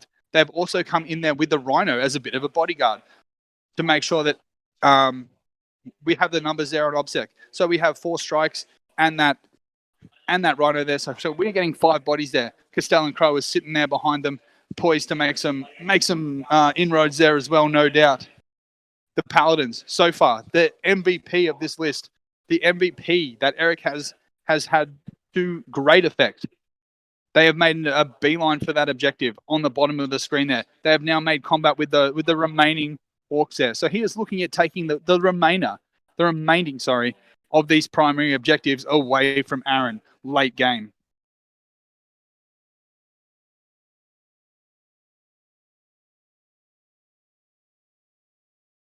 All right, so as we've been going through these combats, I've been asking you in the chat, how many strikes, how many knobs do you think is going to die? How many scrapjets? I don't think we're going to need to touch on this one. Those knobs are gone. It was not much chance of those 2 knobs remaining for 10 Paladins. One of the beauty of these Paladins with Astral Aim is that they are able to hide. They are able to be untouched, unblemished, and then turn 5, turn 4. In that late game, we are seeing Erik come out with them. An untouched, an unwounded 10-man Paladin brick is now able to just cruise around the table and pick off the remainder of 2 knobs, 3 storm boys, 1 shock attack gun. These 1 units that Aron are using, yes, he's using them to great effect to hold on to the game, but are they enough when someone with the capabilities of Erik is holding a 10-man paladin brick in his pocket? The top of the table there, we're moving to the combat. We've got those 4 strikes and that rhino. They've come into that war boss there. He's a grumpy, big, bad war boss. He's taken a few wounds. He only has 4 wounds remaining there. So it's a bit of a numbers game there. Just bear with me. We're seeing a bit of a strat used here. I'll get some names of those strats coming to you as fast as I can.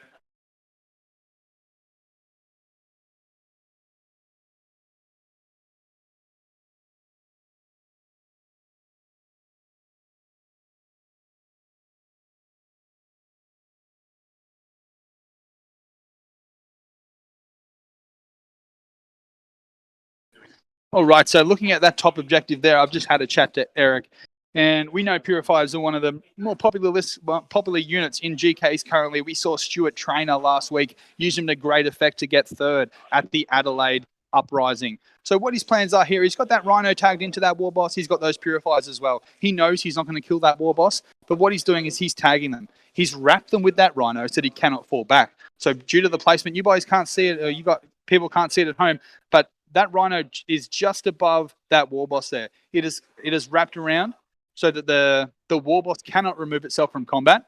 Those Purifiers now have a 2+ invulnerable save. So what he's doing there is tagged that there, and he's outnumbered on that objective. So he has got that completely under control, and he is happy just to sit there for the remainder of the game. Aron cannot do anything about that. All right, so we have just had the finish of turn 4. We are going into Aron's turn 5. I will quickly update the scores and be back with you as fast as I can.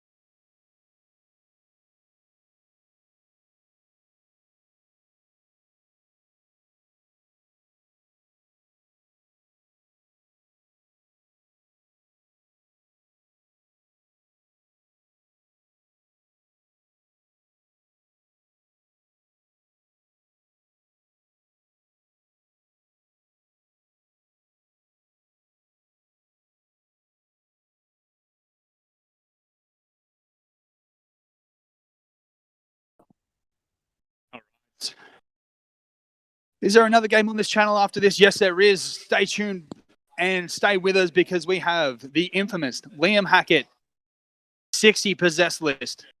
The list that took out Australian Masters in the last weekend. That is going up against the Orc Man himself, Aron Green, with his preferred list. The list that he wrote himself. This list that he's polling right now is one of the lists that became famous by Liam Hackett. One of the best list writers in Australia, if you were to ask me. So in the next one, we'll see Liam Hackett with his 60 possessed up against the Green Tide, the list that Aron has been perfecting. He played it at Queensland Masters to great effect. He has been playing it in teams events, which he has been 100% winning. So we cannot wait to see that. So stay tuned with his disgusting possessed list. Yes, it is. Yes, it is. An absolute abusement. It is. It's a head shaker. All right, so we are going into the Aron's turn 5. So we have some score updates for you guys here. Big play there from Aron again. We've seen him be able to push ahead. We've been able to see him actually on the primaries do big things. So 30 points he is on the primary, 10 for deploy scramblers, 8 for engagement on front, and 4 for a ball, the witch, coming in with a turn 5 total of 62. So the only real things we're going to see from him now is whether or not he can make mince of some of Erik's units so he can get ahead on the ball of witch and engage in all fronts. So they're the things that Aron is looking to get here. Erik Lathoris, he has not had his turn 5 yet, but he is sitting on 20 for the primary. So there is a chance if he can get that 15, he can get up to 35 on the primary and get ahead of Aron. Grind them down. He is on 12 points. Raise the banners. He is on 6 and 6 on Assassinate on 54. So currently, right now, we are seeing Aron with an 8-point lead coming into turn 5 over Erik Lathoris. All right, so Thurgod, a ball getting nerfed plus running big units. Yeah, 100%, man. That's something we've seen. So we haven't seen a lot on the stream of Erik playing his GKs, but we know at his place and when we've been playing some games around, that's one of his preferred armies. He loves GKs. We know that he won BrizCon with it a few years ago. He's won some big things even when they were absolute trash. And now that they're a bit of a powerhouse, they're a backdoor powerhouse sort of. They've got some sneaky tricks that make them, if you are using them correctly, a powerful army. So, like I was about to get to there, so a Baller Witch getting nerfed. So, yeah, he takes these big man units. So, he's taking 10 strong units. So, it's very difficult to be able to get through all of those. He hides a lot of them. So, you don't actually get to play them. So, you don't actually get to choose when you get. They're sitting inside rhinos. We saw at the start of the game, those purifiers, that one unit of purifiers that Aron was able to chew through, that was sitting inside the rhino. So, to get to those purifiers first, you've got to get to a rhino, and that rhino was also hidden as well. So it's not easy to get through those things. We did see a bit of a throwaway unit. That 10-man strike squad got drucked down using that strat to be within 3 on the bottom left-hand side of the table. Aron fighting twice to chew through them. So, yeah, a Baller Witch is very difficult to get through from this army. So obviously that's one of the things you need to look into. So if you're going to take something like GKs and you know that something you can give up is a Baller Witch, you're going to have to make that. You're going to have to take that in consideration when you're writing your list there.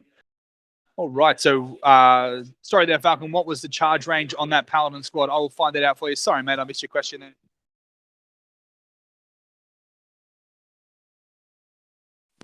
All right. So that was a 5-inch charge from those Paladins. So not a very big charge. Got that off pretty easily. All right. So Izawaza Ashoshi. I hope I got that right, mate. Sorry. Is this the last turn? Yes. So this is currently going into Eric's last turn, I believe. We haven't got any scores coming in yet, so it could actually be Aron's turn 5, and we haven't got turn 5 from Erik yet.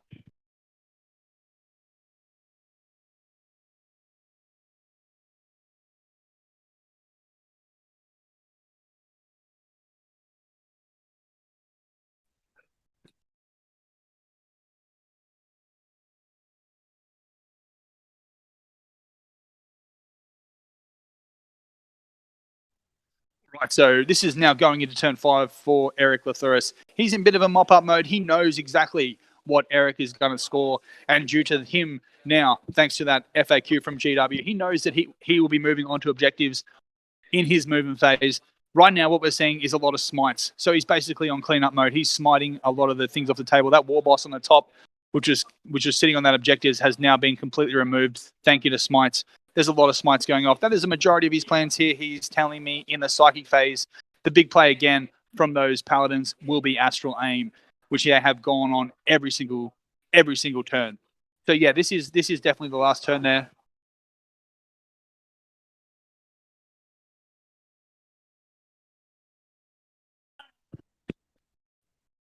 So stay with us here. We have, like I mentioned a couple of times already, we have a very close game. Hats off to Aron Green, who has been able to match point for point so far.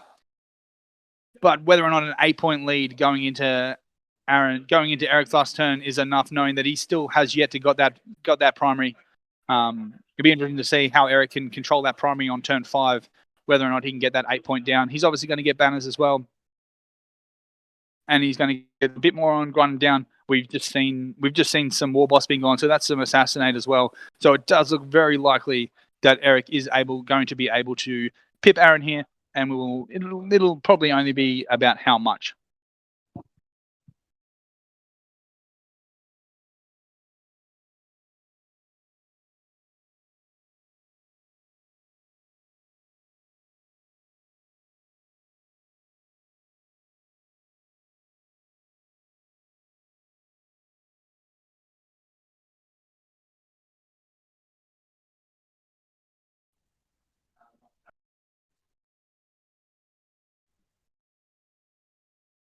All right. So for the people at home, on the top right-hand side, you'll just see a little.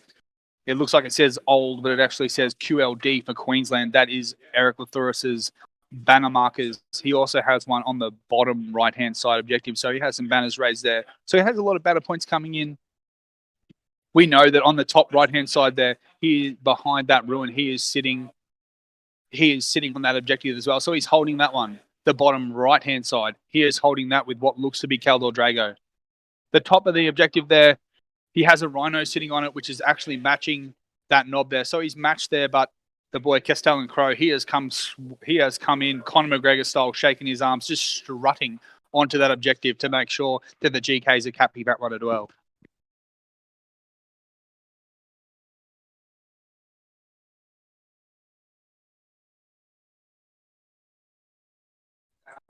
All right, so apparently Tabletop Titans are trash talking Aussies, I assume in jest. What do you say, people? Quickly head on over to their YouTube channel and we do a quick Aussie, oi, oi, oi. Yeah, let's do it. Let's get into it. Everyone, get on their channel. Let's show them. They calling us the spicy meta. It's not the spicy meta. It is the meta. We are the meta in Australia. Let's go and show them Australia is the kings of 40K. Get in on, boys. All right, so Zorminster, I just found you guys, and more importantly, just found my Nopen Orcs. Which list is this, Goths or Death Skulls? All right, so mate, this is the Death Skulls lift. This one here. So Goths are coming up next, again piloted by Aaron Grain. We've just had a handshake. We have just had the end of the game here. So as soon as I can, I will get onto these. Scores for you. Erik is just filling it out right now. I believe that it would be Erik Lathuris that has pipped Quais ahead, because currently he's only 8 points behind. It looked like to me that he's going to get a minimum of 10 on the primary, if not 15.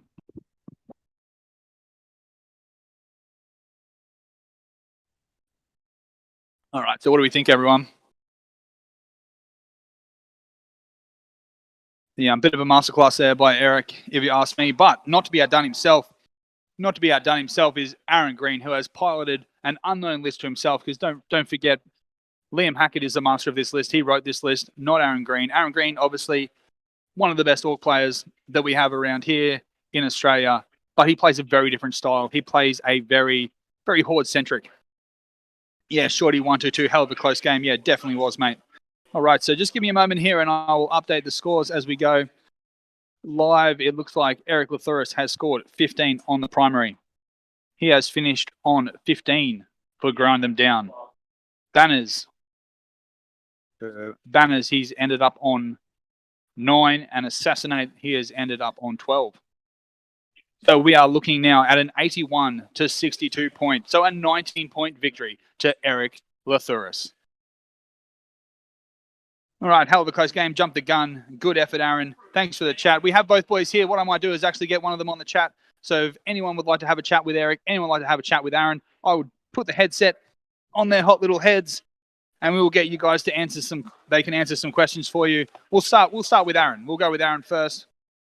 Get some update on his Orcs. All right, give me a sec.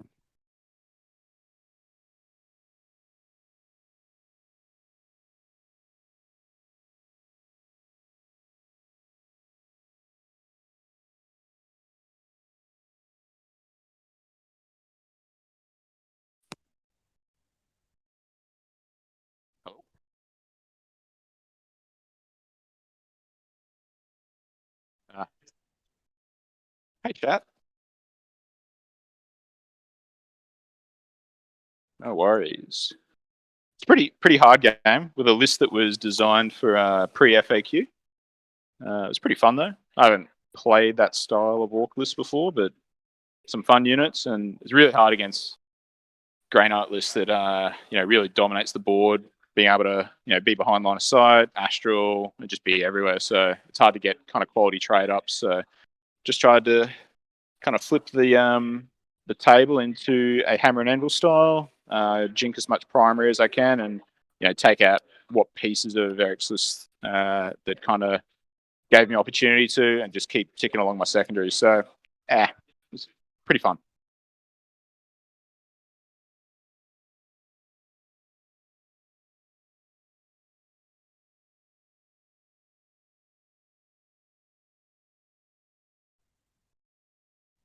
The next game that we do is going to be pretty fun. It's going to be a million orc boys into a million possessed, and it is going to be a bloodbath with almost no shooting phase, and Gaz hopefully going and having a good time. Yeah, the next matchup's going to be really interesting because Possess definitely have a lot of attacks each. They're very durable as well. And I've just got weight of bodies. So it's going to be really interesting to see. Whoever gets the first charge off and gets into combat, it's going to be a lot of fun.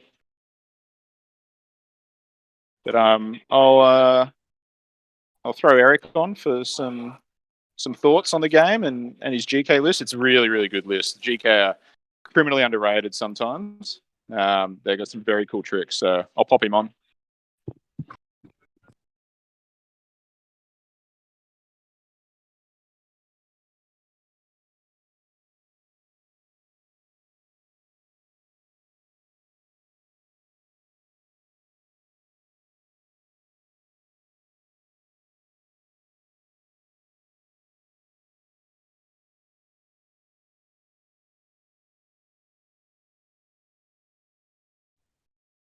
What's up, guys?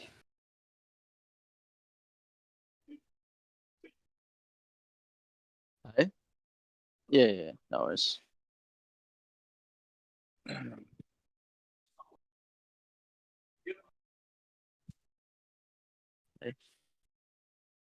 Oh, what's going on, Connor? Crow wasn't great, man. He didn't do a hell of a lot this game. He didn't get a chance to go into stuff like the Storm Boys and Commandos. So he did a few cheeky D6 mortal wound smites to his war boss and Meganovs and stuff, so that was alright.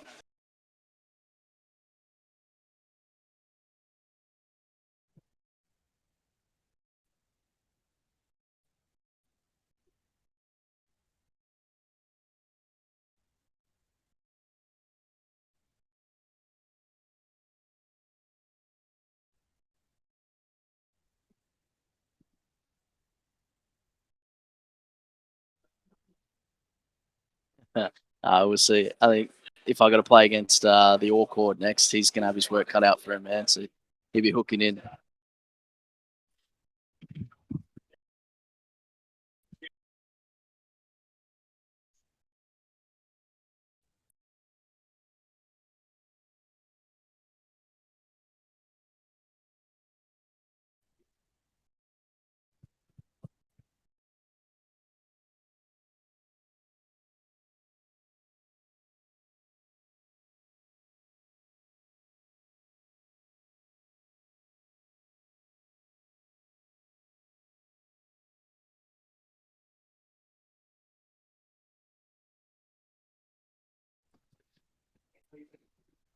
All right, hello everyone. Nick is back here.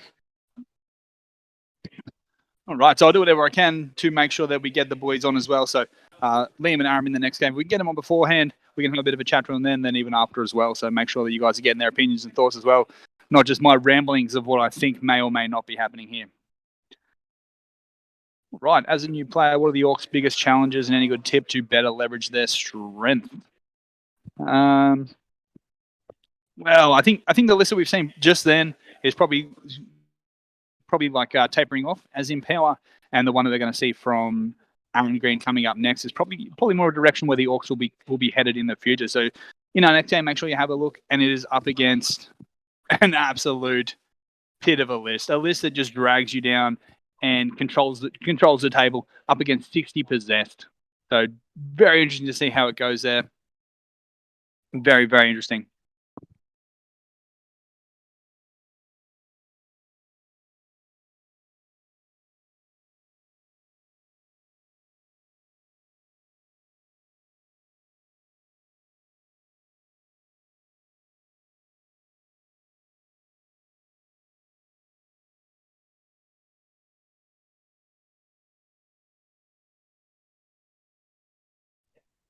Tim there. We'll definitely be watching the replay of this one. Thanks, guys. We'll be back later for some on the next round. Thanks for the great commentary. Oh, no worries, mate. No worries at all. Yeah, man, the next game, that's what I'm interested in.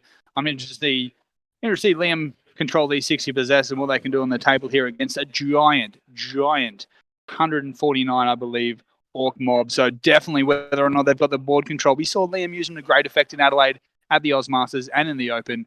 He's controlled the center of the table. He's controlled majority of the objectives as the game's going on from those possessed.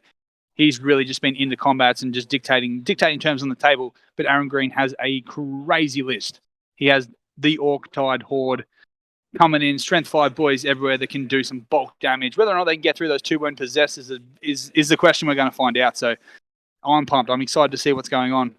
All right, so do the GKs have any bad matchups with other lists? So talking to Erik previously, he thought this was a bit of a bad matchup for him. I'm not sure what he was saying when he came on the headset there, but he did think this was a bit of a bad matchup. But just the ability and skill of Erik's been able to pull ahead there. Yeah, stay tuned for tomorrow. So this GK list is obviously the one that's going through. So this will be piloted again tomorrow by Erik Lathuris, and we are going to find out who is going to go through against him out of these possessed and the orcs, which will be piloted by Denise from the Normal Blokes.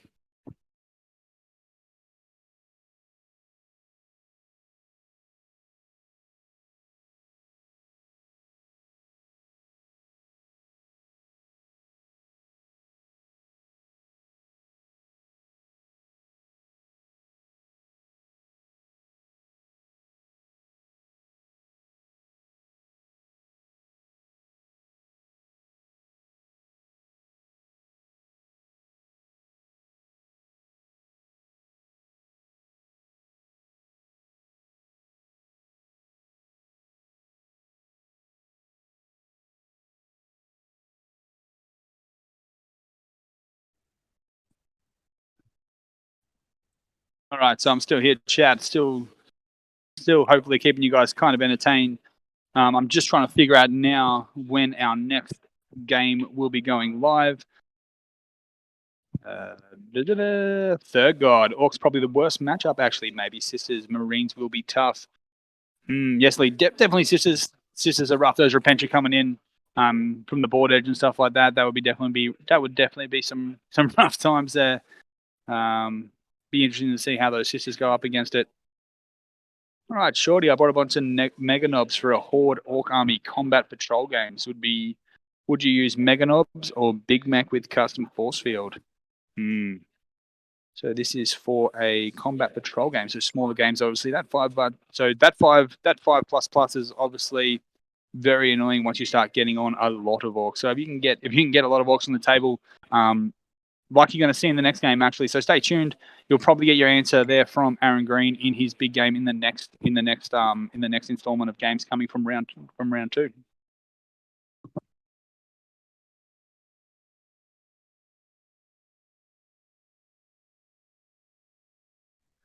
All right, so that is going to end it for our stream. We're going to shut the stream down now.